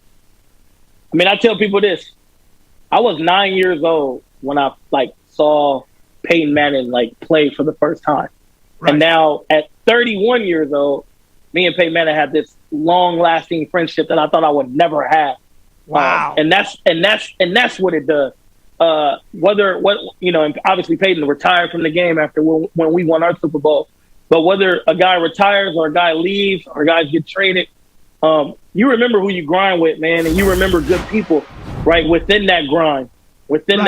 So when that happens, those lifelong friendships do not go away. Like, I still tell people I can text Peyton Manning right now, and he's going to text me back like even if he was texting his mom or dad immediately. And that still shocks me. It shouldn't shock me because I'm like, this is my friend, and I've known this dude for 6-7 years, but it still shocks the shit out of me that I have that type of relationship with a guy like him. Because I'm going to tell you this right now. I've said this many times. If I got my choice of quarterbacks, all-time quarterbacks, my all-time team, it's Peyton Manning. It's not Tom Brady. It's Peyton Manning. Now, and I don't know why. Part of it's just I just loved him in general, but I feel like he is a guy. Did he call his own plays? Was he a field general out there? Because I heard he calls his own plays. That's what blew my mind. Yeah, I know here he definitely did. And really, and I think obviously when it comes to rings and winning, that's the GOAT. Like Brady is that. But when it comes to a guy who can just, I don't need no coach. I'm gonna tell everybody what to do, how to do it, be very detailed in it, and we're gonna go do this, and I'm gonna throw it to you. That's what makes him very special. That's what I think too. That's what makes him so special. I agree. I mean, Brady is the GOAT. He also had Belichick, who's also the GOAT. So I'm not saying, I'm just saying that was an amazing chemistry, and that was an amazing pair. Now he went to Tampa and he did it again. So listen, there's no doubt the man's unbelievable. He's a true winner. He stayed healthy. He also had an amazing line. There are so many factors. But there's a lot into what made him special.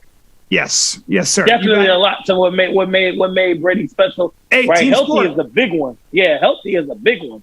Right? Healthy's a huge one. One major injury that didn't really alter his career. That's humongous. That's exactly right, man. That's exactly right.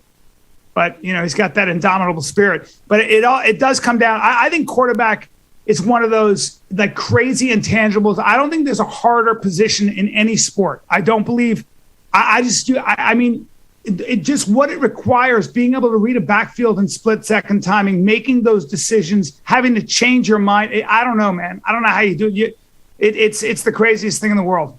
It's the craziest thing. I tell you what, QB is you got to be a different type of dude to play quarterback. You have to have a different type of mindset, a different type of approach to the game to not only make split decisions, but then throw a little brown thing that does not weigh too much super accurately, where a guy like Deion Sanders cannot put his hands on it. I think that's the hardest part. So crazy. On top of the mental, the hardest part is this is one of the best athletes in the world versus one of the best athletes in the world. And if I'm a millisecond off, right, this other great athlete is going to put his hands on it, and it's a bad play. So Bryan Callen, listen now, let me to ask you this: Was there ever a player? I'm sorry, John. Were you going to say something? No, Brian, listen to me. C.J. Anderson is a gift, right? He's been there. He's done that. He's giving us such incredible insight. One of the things that's important to remember is that we're giving away $2,000 at the end of the third quarter. What? Hold on. I got one better. $2,000? $2,022. CJ, calm down. Everybody calm down. Everybody come back. All right, CJ, you stay there. we're giving away You stay there. I'm going to be right back. That's dope. That's big Listen, time. Brian's going to go get a baby or something that we're going to also give away.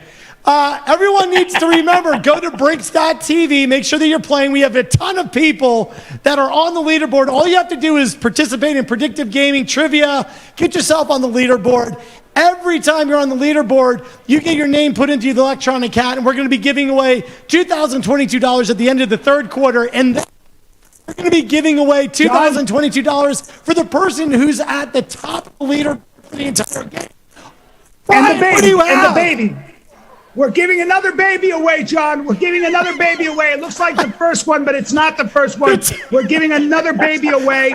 That's right. And you can only get a real live baby if you go to BrinksTV.com. But it gets better, John. We're not stopping there. I'm getting crazy. Watch this. Come over here, Lynn. Okay. Lynn is my let's future see. mother-in-law. She's my future mother-in-law. Show your face, Lynn. We're giving her away as well. Now, listen, she's Irish and Italian. She's obviously very pretty and basically my age, which is super creepy. But here's the thing, John. Here's the thing. She not only can cook a mean shepherd pie, but she can also cook crazy pasta. And she doesn't just do laundry. She loves laundry. How about that? Only on Brinks TV do you get my future mother-in-law and another baby. You're welcome, America. Yeah, Brian. Now that baby is not the same baby that you showed us before. It's an entirely different baby. Dude, I got babies everywhere in this house, man. I give them away. I'm a giver. You know what I'm saying? Yeah. CJ, Now, you want a baby? Did you? I I want to see, Brian. Do you have another baby 2-year-old. that you can grab or make? You know what? You know what? No, they're being, my babies are being fed right now. They're in the pen. They're in the pen. They're being fed right now. I got it. All right, listen, Brian, here's something super exciting. We're going to give away $2,022 right this second. Courtney, drum roll, please. It's 1G. Oh, my God. 1G. It sounds like a fake name. I don't know if it's a fake name, but 1G sounds like a rapper name or something. I like it. What's that? I hope the account's not fake. 1G. I like it. I kind of think it's one name. 1G. 1G. Hey, 1G, with that $2,000, you can pay rent in a studio in North Hollywood for one entire month. 100%. 100%. Man. Or you can go to Texas and buy a 7,000 square foot house. All right. With 2,200. CJ Anderson, stick with us here. We're going to go down to check in with Rob Vaca, who is a man among the people right now. Rob, who you got? Set the scene for me. All right, so the party at Brinks TV headquarters is going strong. CJ Anderson is a guy that I love. That was a great segment. Love you, CJ. We have one of the greatest all-time New York Jets with us right now, Victor Green. Victor, it is freaking great to see you, man. Hey, man. Great having me, man. I really, you and John invited me here, and it's a great time, man. Great party. This bar is like a, sports bar when you go out to a club or whatever, man. So it's been great to be here. So, Victor, tell us, you played in the league for 10 years? 12 years. 12 years. I'm short. 12 years, which is about 3 times more than the average NFL player stays in the NFL. Tell us what these guys are now thinking as we enter the fourth quarter and it starts to get real serious. Well, for Cincinnati right now, you can't lose the game. I mean, they're up right now. They got a chance to make history. And for the Rams, they're not getting anything much going offensively. So they really need to get a turnover on defense to get something going here. But, I mean, right now it looks like the Cincinnati may steal this thing away from them. So for years, you roamed the back end, the secondary for the Jets. Tell us what you saw happen on that play where Jalen Ramsey and T. Higgins struggled for the ball, and ultimately Higgins came down with a touchdown. I mean, as a defensive back, I understand that perfectly. I mean, it's a 50-50 shot here.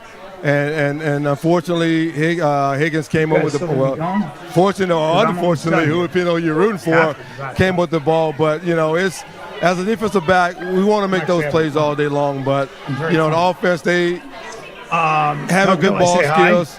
9 times out of 10, they're gonna come up with those balls most times. Good stuff. So now you played in the league for 12 years. You're from Americus, Georgia. Your son Elijah is now playing big-time college football. What's that like for a dad to see his son now go through what you went through? I'm so proud. I mean, now I can understand, what I went through watching him now compete and understanding now what it takes to be a collegiate Power 5 football, player. And he really taking it to heart right now. And, I'm just so excited to watch him, this year going into his junior year, to get an opportunity to compete for a starting spot. It's so gratifying, and I'm just helping him whichever way I can. So what's different about today's college game and NFL game as opposed to when you came up and were playing the game? I think the physicality of, the sport. I mean, a lot of with the concussions and everything that's going on, I got to say that's a big part of it. The calls, the rules, is it a penalty? Is it not a penalty? When I played, we got away with a lot more of what they get away with now. But it's still competitive and, but I think the contact of it and what they call penalties now wasn't a penalty when I played. Yeah. Shifting gears. You were passionate about the football game. You're now passionate about a different game. I know you love the game of golf. Why are you so hooked on it? Tell us about your golf game. I'm single digits, and actually I'm going to play in the Valspar in about 3 weeks. I'm going to play down in Innisbrook, play 13, 14, 15 down there with those guys, and I'm going to play in 5 LPGA tournaments this year, which I'm very excited about. So that's kind of my transition and away from football. That's my competitiveness. And I'm looking forward to going out there to compete this year. Let me tell you what, that's downright unfair. Single-digit handicap golfer. I'm pretty sure I'm a quadruple-digit handicap golfer. I'm going to totally shift gears now because I just turned my head and I saw something here. You and your family have a dog? We have a dog. What kind of dog you have? Well, we just had Daisy. She just passed away 17 years. And we got a Maltese Shih Tzu mix. And he's 3 years old, Ziggy. So we love dogs, and they're a big part of our family right now. Daisy and Ziggy. So what I'm going to give you, you're going to take this. You and your wife are going to take this. I just got turned on to this dog food called Brutus bone broth. Okay. So you take this bone broth, you put it over. I'm making this up as we go along. You take this and you put it over dry dog food. Our 2 dogs are going bonkers. Now, this is all about health for the dog, bone health. It's human grade. It's amazing. Take that. And I want you to take the other one, which is beef. You got chicken and beef. Let me tell you something. You're going to be nuts over this. Let me tell you, our dogs is like, we sprinkle water. We get like the dry food, other things to put in their food. We put chicken. We put like vegetables in there just so they can eat it. So whatever we can use to make our dog eat their foods, definitely I'm going to try this for sure. Look, it's got glucosamine in it. It is the bomb. For the joints, you're going to love this stuff. Okay, Brutus bone broth, Victor Green, we got golf. We're talking his son Elijah. We're talking Jets football and an amazing Super Bowl. John, back to you, man. Wow. Hey, Herbert, do I need this stick mic or can I use my lavalier? I'm 100% serious. Take that shit. He just gave him a bone broth, and it looks like CJ's got his baby right there. Say hi. Hi, sweetie pie. Bryan Callen, I want you to tell me this right now. 2 minutes to go in the third quarter. 2 minutes to go in the third quarter. Cincinnati 20, Ram. It's going to be a barn burner, obviously, but what happens? Give me very detailed account of what you think is going to happen, and then CJ Anderson, I want to hear from you what you think is going to happen. I'm gonna defer. I would never tell you what's gonna happen when I got somebody like CJ Anderson. Yeah. In the house. What am I gonna do? Hey, CJ, take a seat. Let me talk about football for a second. Now I'll just shut my mouth and listen to the maestro over here. Go ahead, take it away, CJ. Well, I really don't like what Cincy did there. They just tried to throw the ball 3 times. Part of it is I understand they're trying to get the ball down the field, but another part is, you got that crazy pass rush. In my personal opinion, I think Rams find a way to go get something together going into starting in the fourth quarter. But I do think it's going to come down to a game-winning field goal. I just don't know who. But I do think it's going to go back and forth, right? Whoever got the ball last for that game-winning field goal, that's who's going to win the game. Hey, we didn't talk. Hold on, we didn't talk about the halftime show. Excuse me. Now, can I get a little color on that? What'd you guys think? Because I loved it. I personally loved it. I thought it was a good show. I enjoyed Dr. Dre and MJ and M, and I enjoy it. I play them in my car, so it works for me. I loved it. Listen, Bryan Callen, what I loved the most is that Snoop Dogg said that it was going to be a dream come true for him, that he got to perform in Los Angeles at the halftime of the Super Bowl. The fact that we used to have like Bruce Springsteen and we've had Prince and we've had, classic artists, and now we have Snoop Dogg. It's pretty amazing. Listen, Snoop, let me explain something to you. Let me explain to you why Snoop Dogg is one of the great American figures of the past 30, 40 years. I'm being serious. The man stays relevant. The man is in everything, and I don't get tired of watching him. I don't. And he looks kind of the same as he did 30 years ago. He's thin. His voice sounded great. He's still got style. Yep. I don't know how the man does it, but he's in everything. He's in my home movies. He shows up in my home movies somehow, man. I know. Like, I don't know how this dude is everywhere. He sold his soul to the devil, or maybe he's actually Jesus come back as Snoop. I have no idea I don't know how to make sense of it, but I don't get tired of him, man. I don't get tired of him. I actually found biblical proof, Brian. Yeah, I found biblical proof that Snoop Dogg is the second coming. A lot of people don't believe that, but I actually found some of it. I wouldn't be surprised. Come on. I mean, of course. Come on, man. Nah, Snoop does it all, man. He does. Those movies, Snoop does it all, man. Absolutely. Whether he being arrested or he being an informant, man, he do it all. All right, so CJ.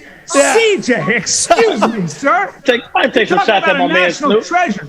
You talking about a national treasure, CJ. Snoop's my guy, man. Hey, we're bringing in another guest right now. We have the one and only Ike Taylor, Super Bowl champion with the Pittsburgh Steelers. Damn. Ike, where are you? Look at that. That doesn't look like Ike. There he is. Ike, there you go. What's up, Ike? Yeah. What's up, bro? How you doing? Sitting at home. So Ike Taylor. I'm watching football. Tell me this. We're going into the fourth quarter here. What do you see? Like, what's going on? Because Bryan Callen and I who called that the Cincinnati Bengals are really the Honey Badgers and that they were gonna pull this off.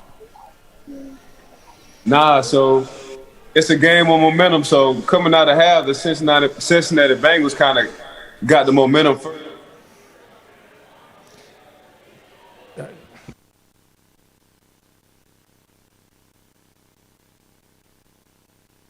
Like CJ was saying earlier, man, it's just gonna narrow down to who's gonna have the ball at the end. But if I'm gonna bet on somebody, which I think I already did, make sure y'all go to betonline.ag. I got the Cincinnati Bengals. I got the Cincinnati Bengals 27-24. So we shall see.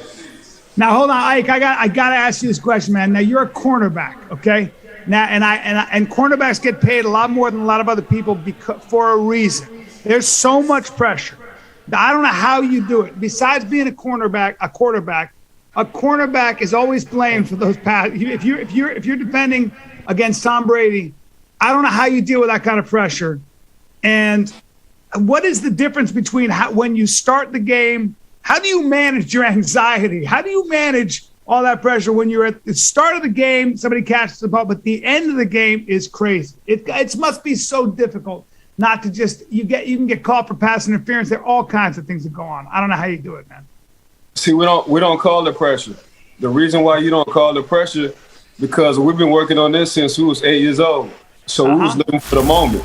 So the outside world might call the pressure people who've been training and doing this for a long time, since they was 8 to 28 years old, we say, man, this is just the moment I was waiting for. See, people who are not prepared, we call that pressure. Okay. People who are prepared, we call that waiting for the moment. Damn, I love that. I love that as a philosophy. I wish young people need to hear that. I'm going to use that on my son. I guarantee it. And I'm not going to give you credit. I'm going to steal it. That's what I'm going to say. I'm going to go. It's about waiting for the moment. You understand, young man? And he's going to go, Dad, you're so wise. And I'm going to go, that's right. That's right. I came up with that. But when you put countless relentless hours of work in, when you prepare yourself for years, I ain't talking about a couple of days, a couple of weeks, a couple of months. I'm talking about, man, preparing yourself for years. There's no such thing as pressure, man. Pressure is only pressure for people who really don't know what they're doing. 1, 2, they didn't put the work in to do it. Right. But it is a game of speed. Wide receivers are getting bigger. I feel like they're getting taller. I don't know, man. It still doesn't mean it's not very difficult all the time, man. Calvin Johnson, Randy Moss, Brandon Marshall, Ocho, Randy Moss, R.I.P. Chris Henry, like David Boston. So they've been big. They've been big. Them boys been big. Terrell Owens. Them boys been a long time ago. Terrell Owens is 6'4". He's a big dude, man. Yeah, DT was 6'4", 230. Like I play with the big receivers now. Yeah, this ain't big. Hey, them boys been big back in the day, dog. Like right now they're more athletic. I will say this younger generation, they're very athletic. Yeah, and well, you know what though? You got these 7-on-7 off-season things going on, so they're way more skilled. But far as like size, they've been big back in the day, bro. Well, every time I'm around you guys who are pro football players, I'm always amazed. I'm always like, oh, that's why I'm a high school athlete. I feel like a gazelle among lions. I start producing estrogen right away. It's kind of crazy. Like Deion Sanders, I was working with him, and I always thought he was like 175. He was 212 when I was working with him. He was like, I'm about 215, and he didn't have any fat on him either. I was like, all right, it's a whole different thing, man. You look small on the field, and he's still 215 or whatever. So. No, it's just like you said. You just got to see people up close in person. You know what I'm saying? Once you get in, you got the bird's eye view. Once you saw athletes up close in person, it's like, dang, either I thought you was big or I thought you was small, or whoever the position is. Yeah. Was there anybody you guys dreaded playing against? I'm talking about individuals. I don't want to put you on the spot, but I always wonder about elite athletes, how they think about things. Look at Ike. Yeah. Ike is shaking his head before I finish the sentence. Ike is literally finished. He's literally gone. Before I even finish the sentence, he's ready to fight. No, that's how you get your money. You get your by defeating and going against the best. You don't get your money by just playing, no names and just regular people. I don't want to play. I don't want to go against the third or the second best receiver. Right. Put me on the number one receiver, because I know as a coaching staff they're gonna go vouch to the front office. As a front office, they're gonna go vouch to the owner and be like, I need this guy. So how you become that guy? You become that guy when you go against the best every week. Well, you were also the level where you were the problem they were trying to solve. Same thing with CJ, I think. Like that's the thing about guys at your level. So, that's Bryan Callen. Listen to me. We have C.J. Anderson, who's been in 3 Super Bowls. We have Ike Taylor, who's won 2 Super Bowls. We have and C.J., you won a Super Bowl. I just need perspective from you guys. Look, we're in the 4th quarter, 20 minutes to go. The underdog is up and not scared. I mean, which Super Bowl between the 5 collective Super Bowls that you guys have been in, which Super Bowl does this resemble the most? For me, it would be 50, because we was the underdog. Cam Newton was 17-1. Peyton was can barely throw at that time, and it was all about us. How can we run the ball? How can we do some things, right? Okay, go see Nana. But for us, how can we run the ball? How can we stay ahead, right, against this high-power explosive offense, right, and what they got on defense? That's what it kind of remind me of Super Bowl 50 when we actually won that one. Mike, what do you got? So for me, it was the Detroit when we beat Seattle in Detroit. And the reason why we was the underdogs, we was underdogs because we was the 6th seed. So we had to win like the last 6 or 7 games to actually get in the playoff, which we wound up doing. Then after that, out the 5 teams we played throughout the playoffs, 4 of them teams were the number 1, number 2, number 3, number 4 best offense in the league at the time. And I don't think nobody gave us a chance. So our back was always against the wall at some point in time when it came down to the playoffs. So right now, with the way I'm looking, in my mind, I'm just relapsing back to that Detroit game when we won it for Bussy against the Seattle Seahawks. Damn, Joe Burrow's hurt.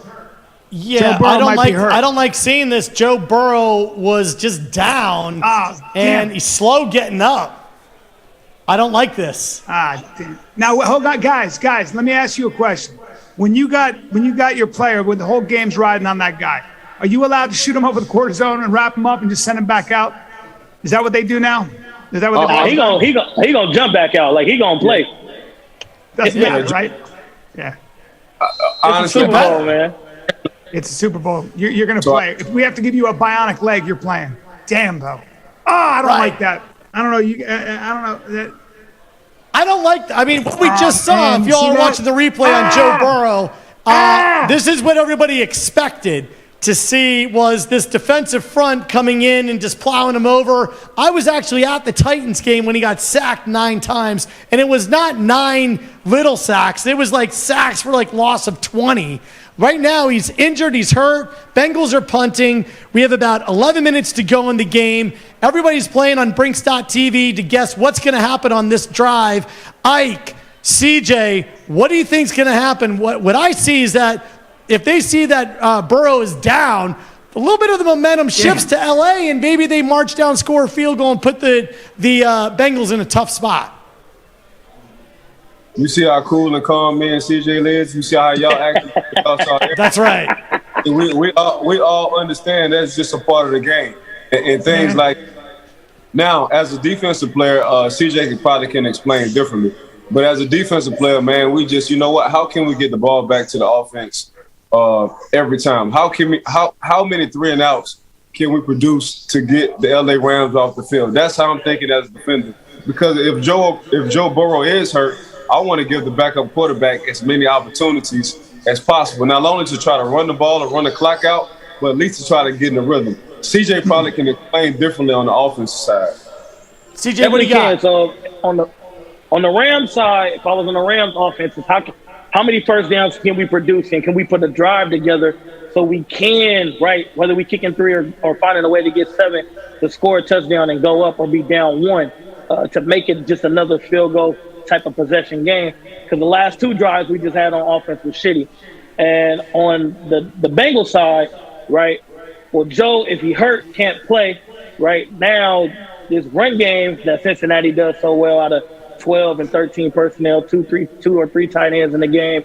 Now if I'm Joe Mixon, I'm thinking how I need to step up, how I need to, start making some big runs and creating some room for myself to make this play action pass easier so we can get one-on-ones on the outside with our boys, so the backup quarterback can just make a couple throws so we can win this game.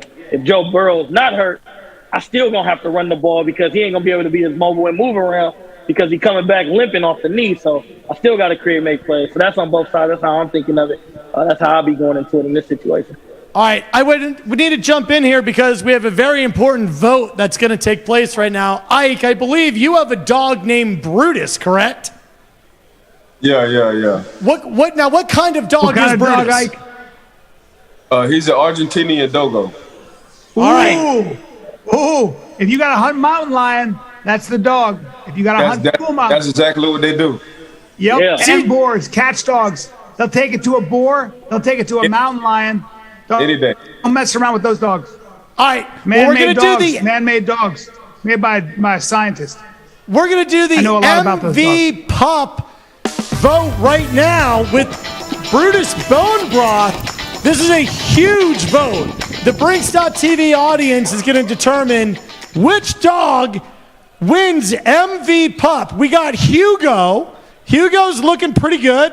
I think it's a Cincinnati Bengals fan. What's our second dog do we have? We got Scoop the Dude. Wow. And then what's our third dog? Who do we got? Margot Dogs. That's some Bulldog fans right there. The national champion. So we got to vote on this. Everybody vote for A for Hugo, B for Scoop the Dude, C for Margot Dogs. Those are the Georgia Dogs. Bryan Callen, who do you think will win this one? Hugo. I'm gonna go with Hugo. Hey, Hugo, he's a pit bull, and I like pit bulls. CJ, Hey, who man, do you got? I'm going with A. I'm going with A, man. Same. Yeah, I'm going with A too. And like a mean dog, man. That's what you need. Dog. I like that. Don't let the sunglasses fool you. Ike, who do you have? I'm gonna go with Hugo as well. I'm going Hugo too. Courtney, are we allowed to reveal the winner here? Because I got Hugo. All three of us have Hugo. Scoop the Dude won. The audience votes for Scoop the Dude. Because he's cute. 48%. He's got a ball in his mouth. Unbelievable. I mean, unbelievable. Now, listen. I know that's a little that's bit. the old saying that dog got a face only a mother can love. That's right. People like pets. They don't like dogs. That's it.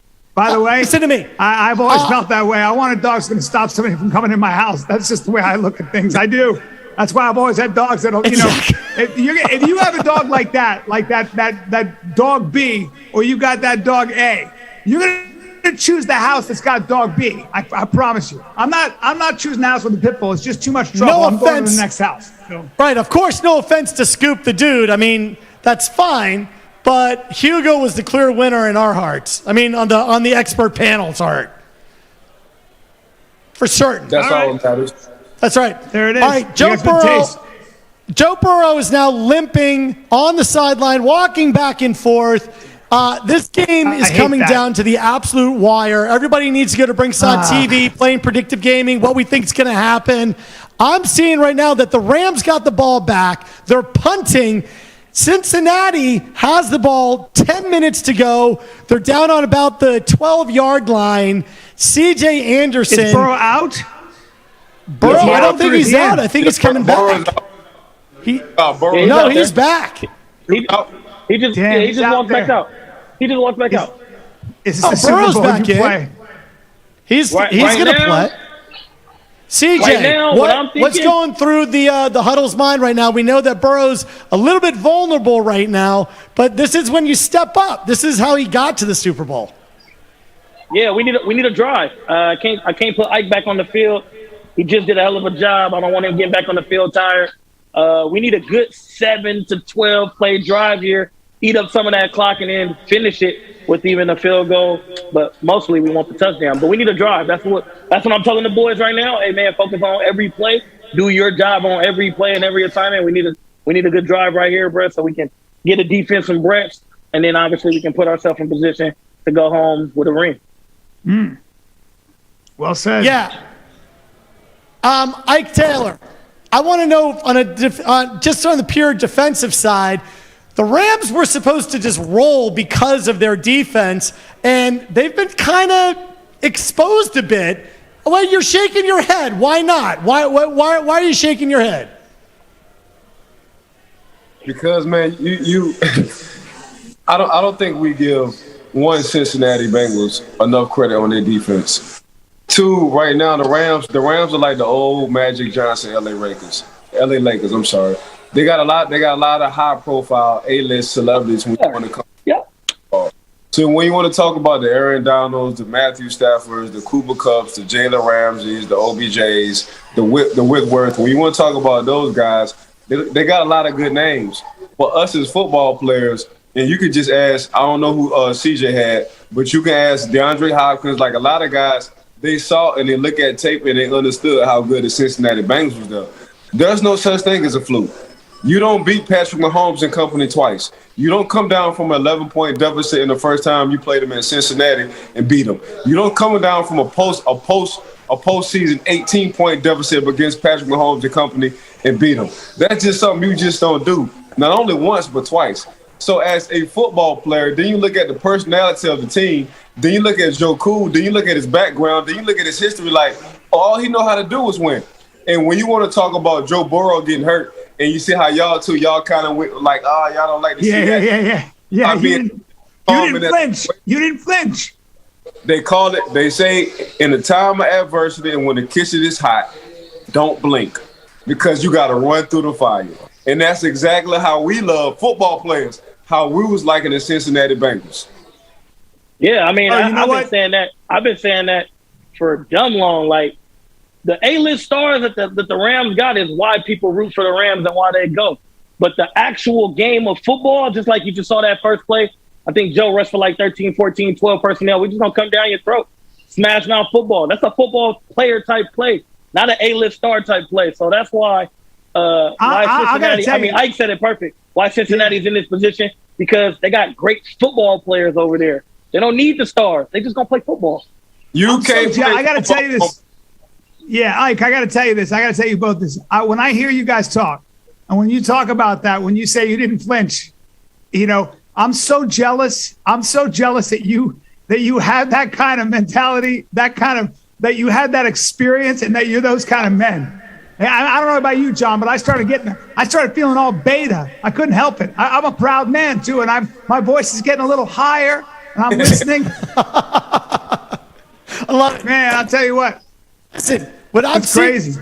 Exactly. What I'm saying right now is that the Cincinnati Bengals may be trying to chew up some clock just by running the ball and kind of controlling that defensive front a little bit better than anybody thought. Before we get Ike's thoughts and CJ's thought on what's going on in the fourth quarter here, we're going down to Rob Vaca. Rob Vaca is down at Brinks TV World Headquarters. Rob, who do you have? All right, we are back at the world headquarters of Brinks TV in the Brinks Bar. It's heating up here. The crowd is bonkers because the Bengals look like they're trying to hold on. I have a very good friend of mine. I don't throw that very good friend thing out there often. We're at the Walter Payton jersey, and this is Walt Harris. Walt came out of Mississippi State, played in the NFL for 13 seasons, was a first-round pick of the Chicago Bears. He's going to talk to us about what he's feeling and thinking now, having played in the league for 13 years, and what maybe the defensive backs for the Rams are feeling as this thing goes into the final minutes of the game. Walt, it's great to see you. Great, Rob. Thanks for having me, man. It's fun down here, I tell you. It is fun. Yeah, so this game, if we're talking about the game as far as from the defensive back side, it's the fourth quarter. Right now, the mindset is really, how have we played up to this point?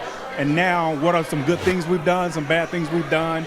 And for the Rams, there have been some big plays that has been made on them, really. And so as the game gets closer and closer to the end, and you see the Cincinnati Bengals still in the game and actually leading right now, there's going to be a lot of nerves, and we'll see exactly who rides through the occasion, who don't. Yeah, it's getting tense. You can tell, you can feel it. It's interesting. A few feet away from us is Victor Green, the Jets star who played 12 years in the league at safety. Here I've got a guy 13 years at defensive back at cornerback. It's really 25 years between the two of you guys. I don't know if it's the sushi we're serving. I don't know if it's the water you guys drank. Tell us what it takes to be in the NFL for 13 seasons. How do you do that? Well, it takes commitment. It takes, having the mindset, having the stability lifestyle, really.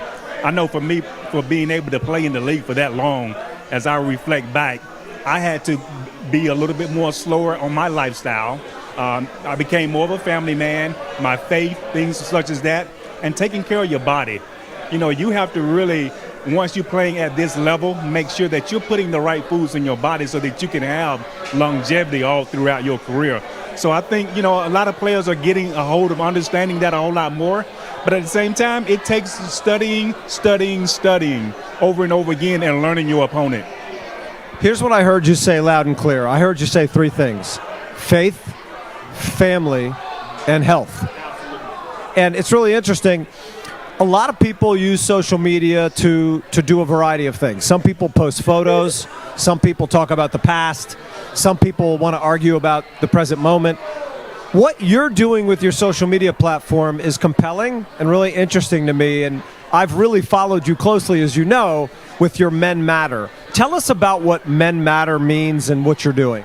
Yeah, so for me, as I look over my personal life, but also just look at what's happening out there today, we understand a lot of the things that's going on. I understand a lot of things that's going on in the community today that people complain a lot about. It's mainly because of family, the lack of structure, not having the dad in the home, not having the mom in the home. And so outside of that, when you lack that, we have a lot of issues in the community that can be filled if we have more men involved.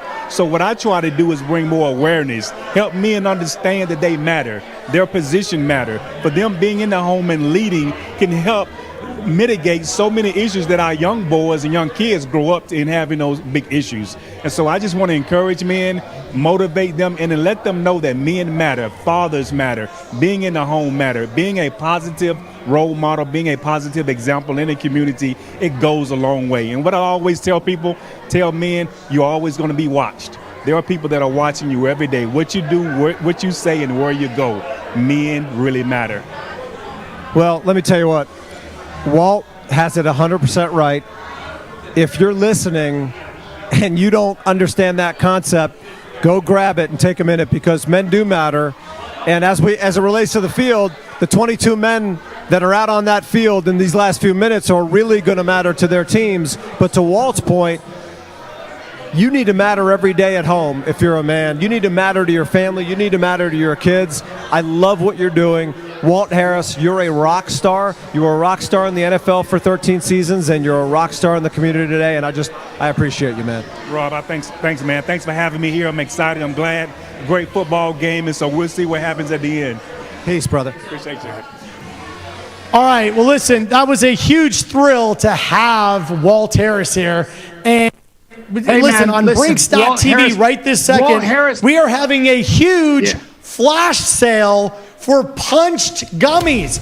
The caffeine gummies, 50% off. It's normally $30 for a 10-pack, but right this second on Brinks.tv, you can get a 10-pack for $14.99. That's 50% off. That doesn't happen anywhere else other than right here on Brinks.tv.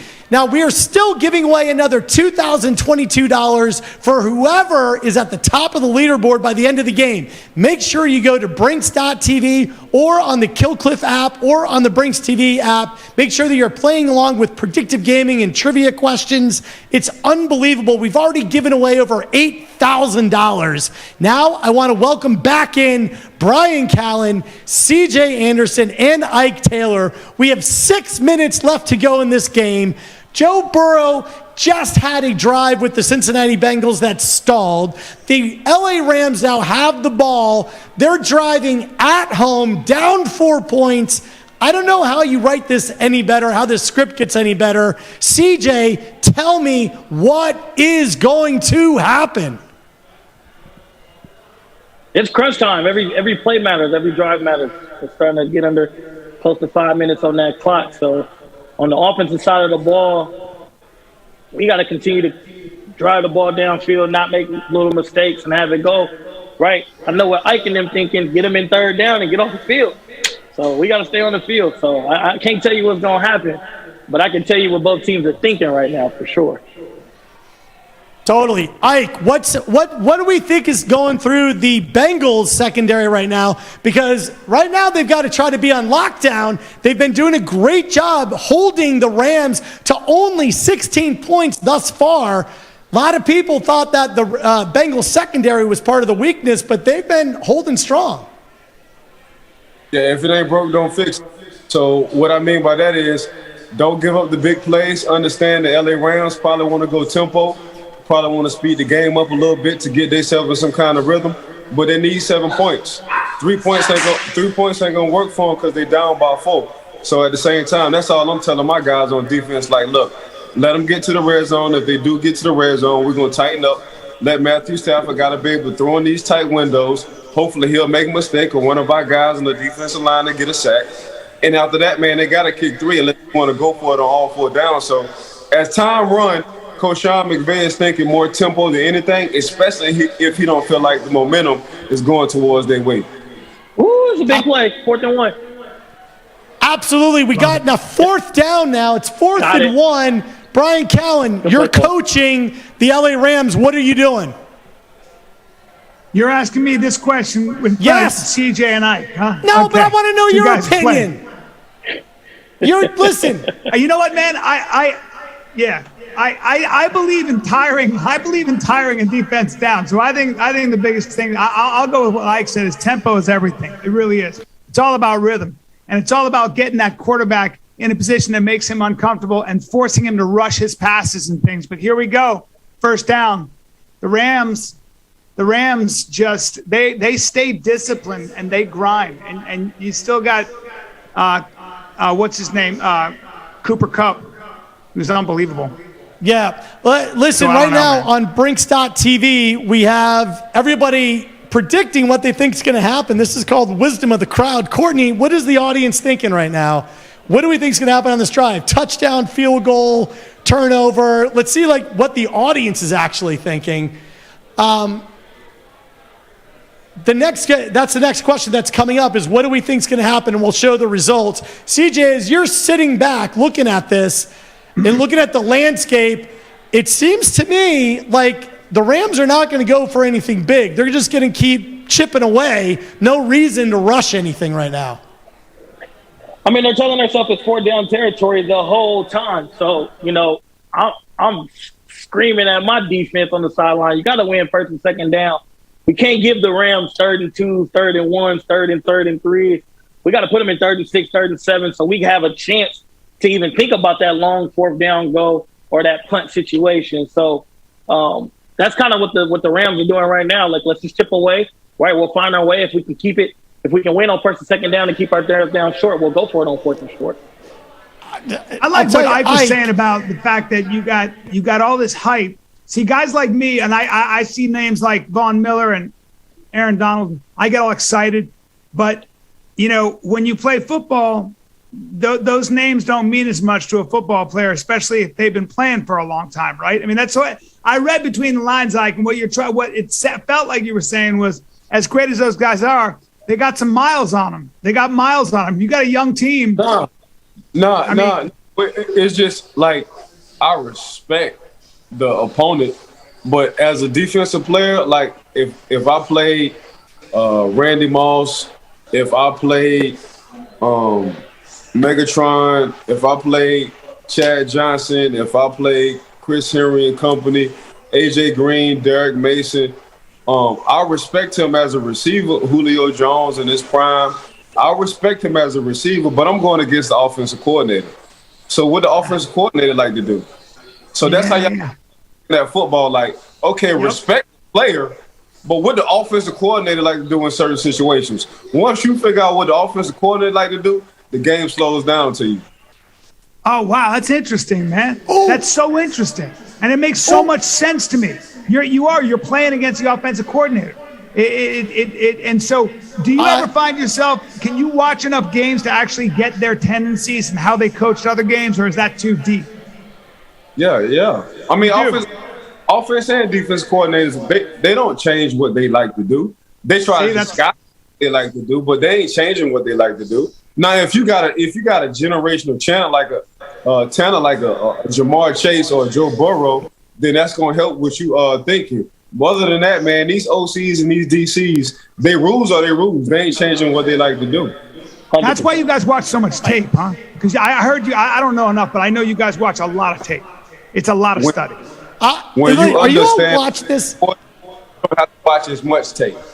Listen. What's that? Look at this. It's chip away right now for the LA Rams. They're down on the Rams are going to score. Rams are going to score. They're on the Rams are going to score. So listen, the Rams are going to score.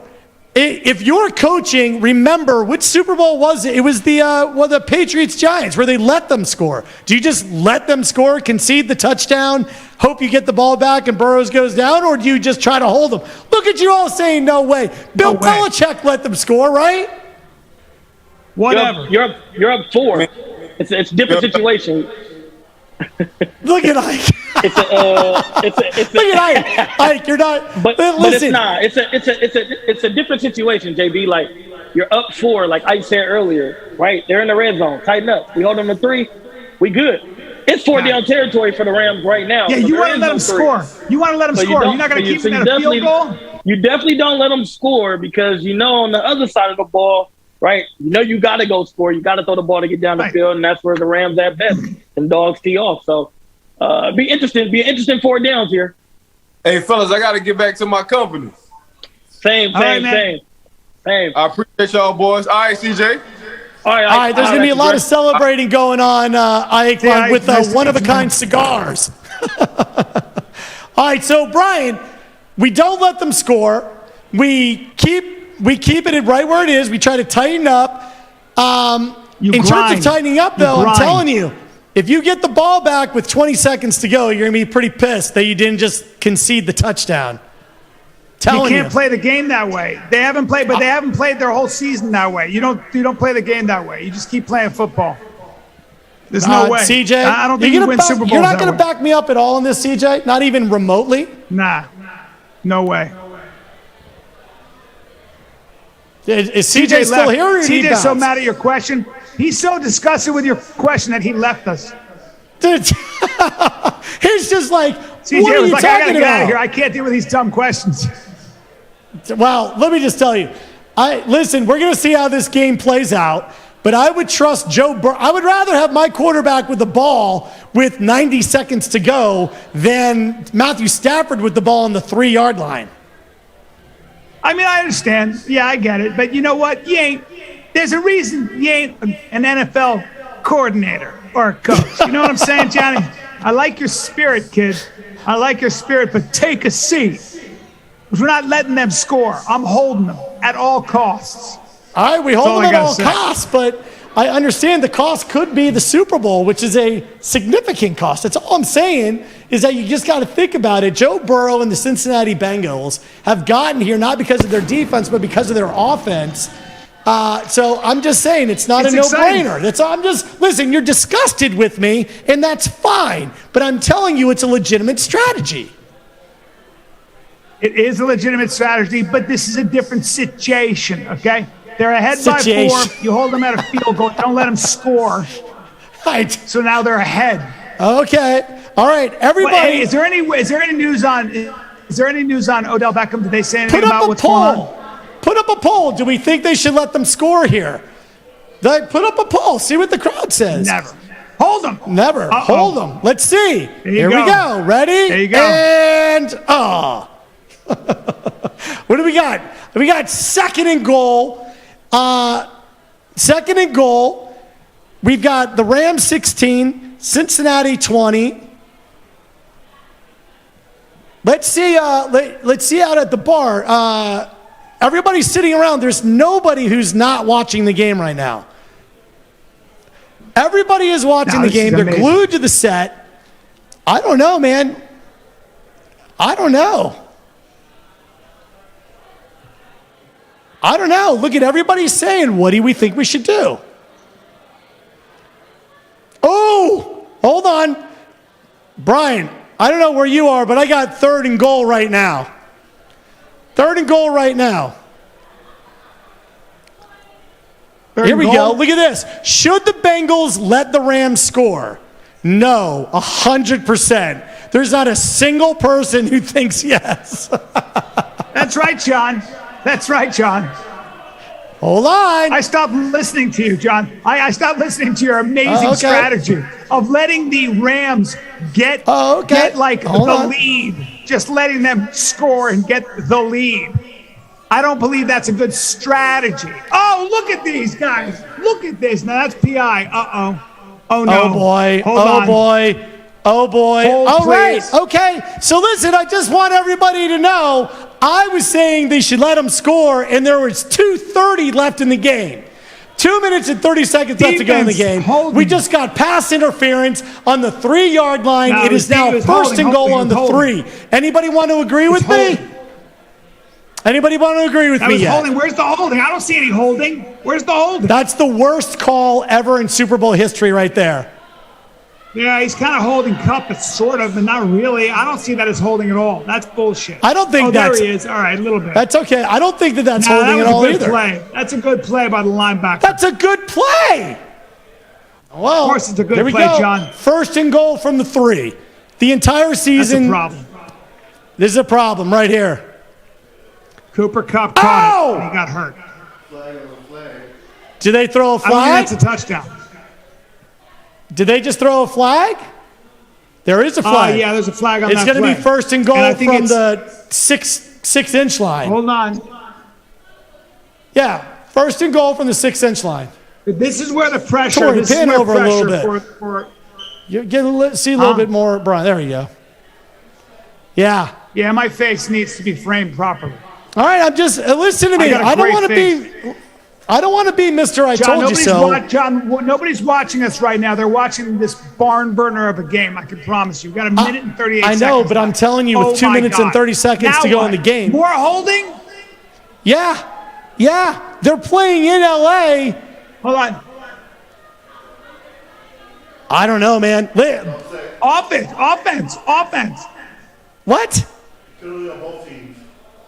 Penalty on both teams. So what? They replay the down? Right. That's not good. Wow. Wow. Listen, I don't want to be Mr. I told you so, but I'm just telling you, 2:30 to go in the game, you could have gotten the ball back, and more than likely, you could have kicked a field goal to set it to send it into overtime. But all right, we're going to whittle down the clock. I'm getting nervous, and I'm starting to come over to your side. Although I still say thank you. Hold them, I'm just saying, 2:30. 2:30 left. You have 3 timeouts and the 2-minute warning, and Joe Burrow at quarterback, and you would then only need a field goal. That's all I'm saying. Yeah. So okay. I kind of like what you're saying. Right. I know. I like what I'm saying too. Oh, guess what? There's another flag. There's another flag, Jonathan. 3 flags in a row.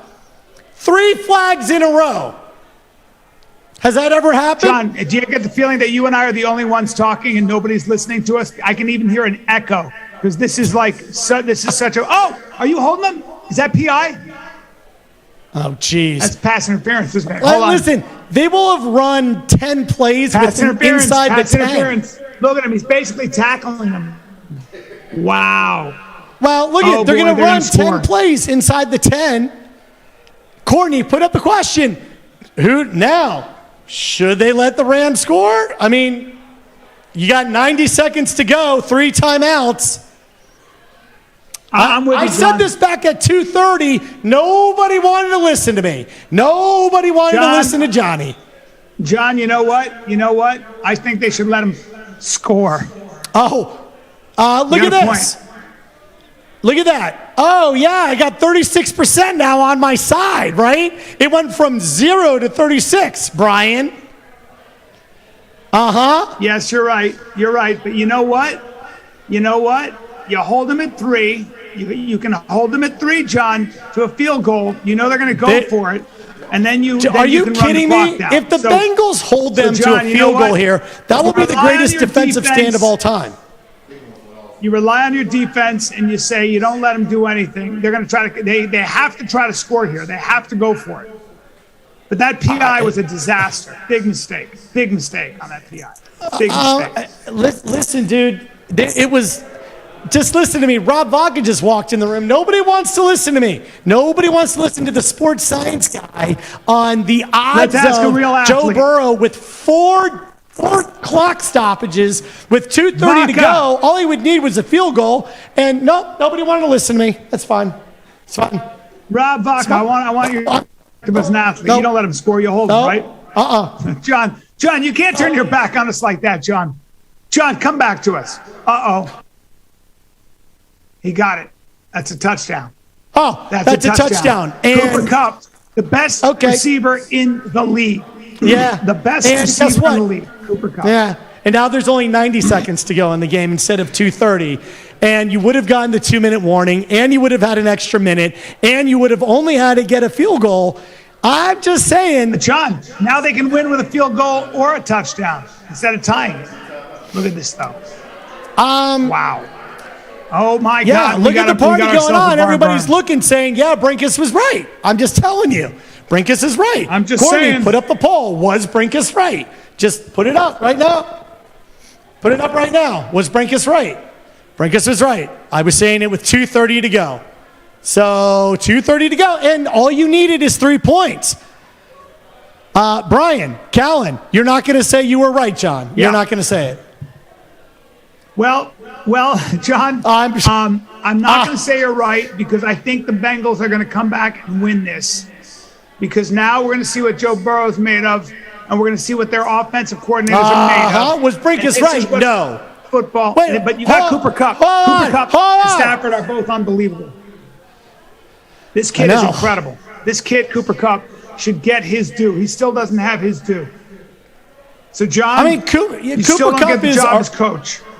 Yeah, I mean, he's the best receiver in football right now. Say you were right. 6%. You got 6%, thought you were right, and I got 94%. Not that this is a competition. Yeah. But they call me Johnny Football. Okay? All right. Let's see. Compared to you, they call me Johnny Football. You go play bingo with the elderly people, and I'm going to watch some football. Okay? Says the guy who's like 10 years older than I am. What are you, 62 now? Shut up, John, you ageist. Bryan! I'm getting my face tightened. I don't care. That's it. I have a screw in the back of my head. I'm 76 years old, but I keep tightening my face. I keep tightening it. I don't care. All right, so listen, everybody, you got to make sure. Listen to me. You got to make sure that you support all the sponsors, especially Killcliff, the clean energy drink. Either go to Brinks.tv and buy Killcliff, or go to killcliff.com. Get Joe Rogan's drink, the Flaming Joe. Get Israel Adesanya's drink. To kill a kiwi, make sure you support Killcliff. Also, go to brutusbroth.com to support Brutus Bone Broth. Also, Punched Energy, the Punched Energy gummies. And we got Battle Bars. And earlier in the broadcast, when we had the Battle Bar battle, it was pretty amazing because, once again, we established ourselves as... Go! Oh my God! Oh my God! Hold on a second. Dude, this is where it counts. Dude, this is where it all comes. This is what it comes down to. This is where it all comes down to. This makes me very nervous right now. Exactly. And those who are sort of behind us, who are watching the game. Move. Did you see that move? Oh my God! Oh my God! Watch this. That's the route I'd run. Look at that. There he goes, ladies and gentlemen. All right, here we go. Watch this. Dude, this is... We only need a field goal. We don't need anything crazy here. He caught it. This is what I'm talking about. Let's go. All right, we're at midfield right now. Fellas. Let's go. Still have 2 timeouts. We still got 2 timeouts. Yep. So let's don't get crazy here. Why are they going tick, tick, tick, tick, tick, tick? Come on, I always say don't get crazy. Now hold on. Are we going for the field goal? Or are we? Oh my God! You got to go for the field goal, John. Oh, come on. Oh my God! You go for the field goal. Oh my God! 3rd and 1. I get very nervous, John. I'm nervous. I'm a little nervous because that wasn't the smartest of plays on 2nd and 1. God, McPherson must be so nervous, man. How do you deal with this as a kicker? Like Ike said, you get ready. This is your opportunity. You get ready for the moment. Yeah. Look at this.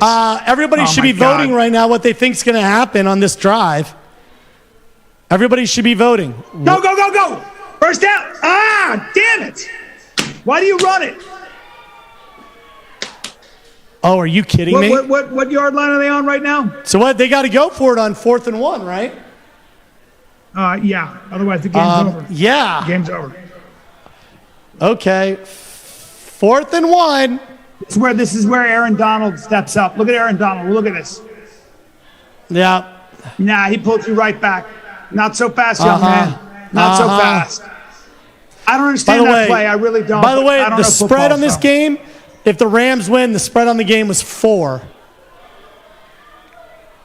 The spread was 4. It comes down to this, man. What do you do here? Comes down to this play. You got a short pass. It's a short pass here. Let's see. Oh my God, I'm so nervous. Let's see. Come on. You got to get 1 yard. 1 yard.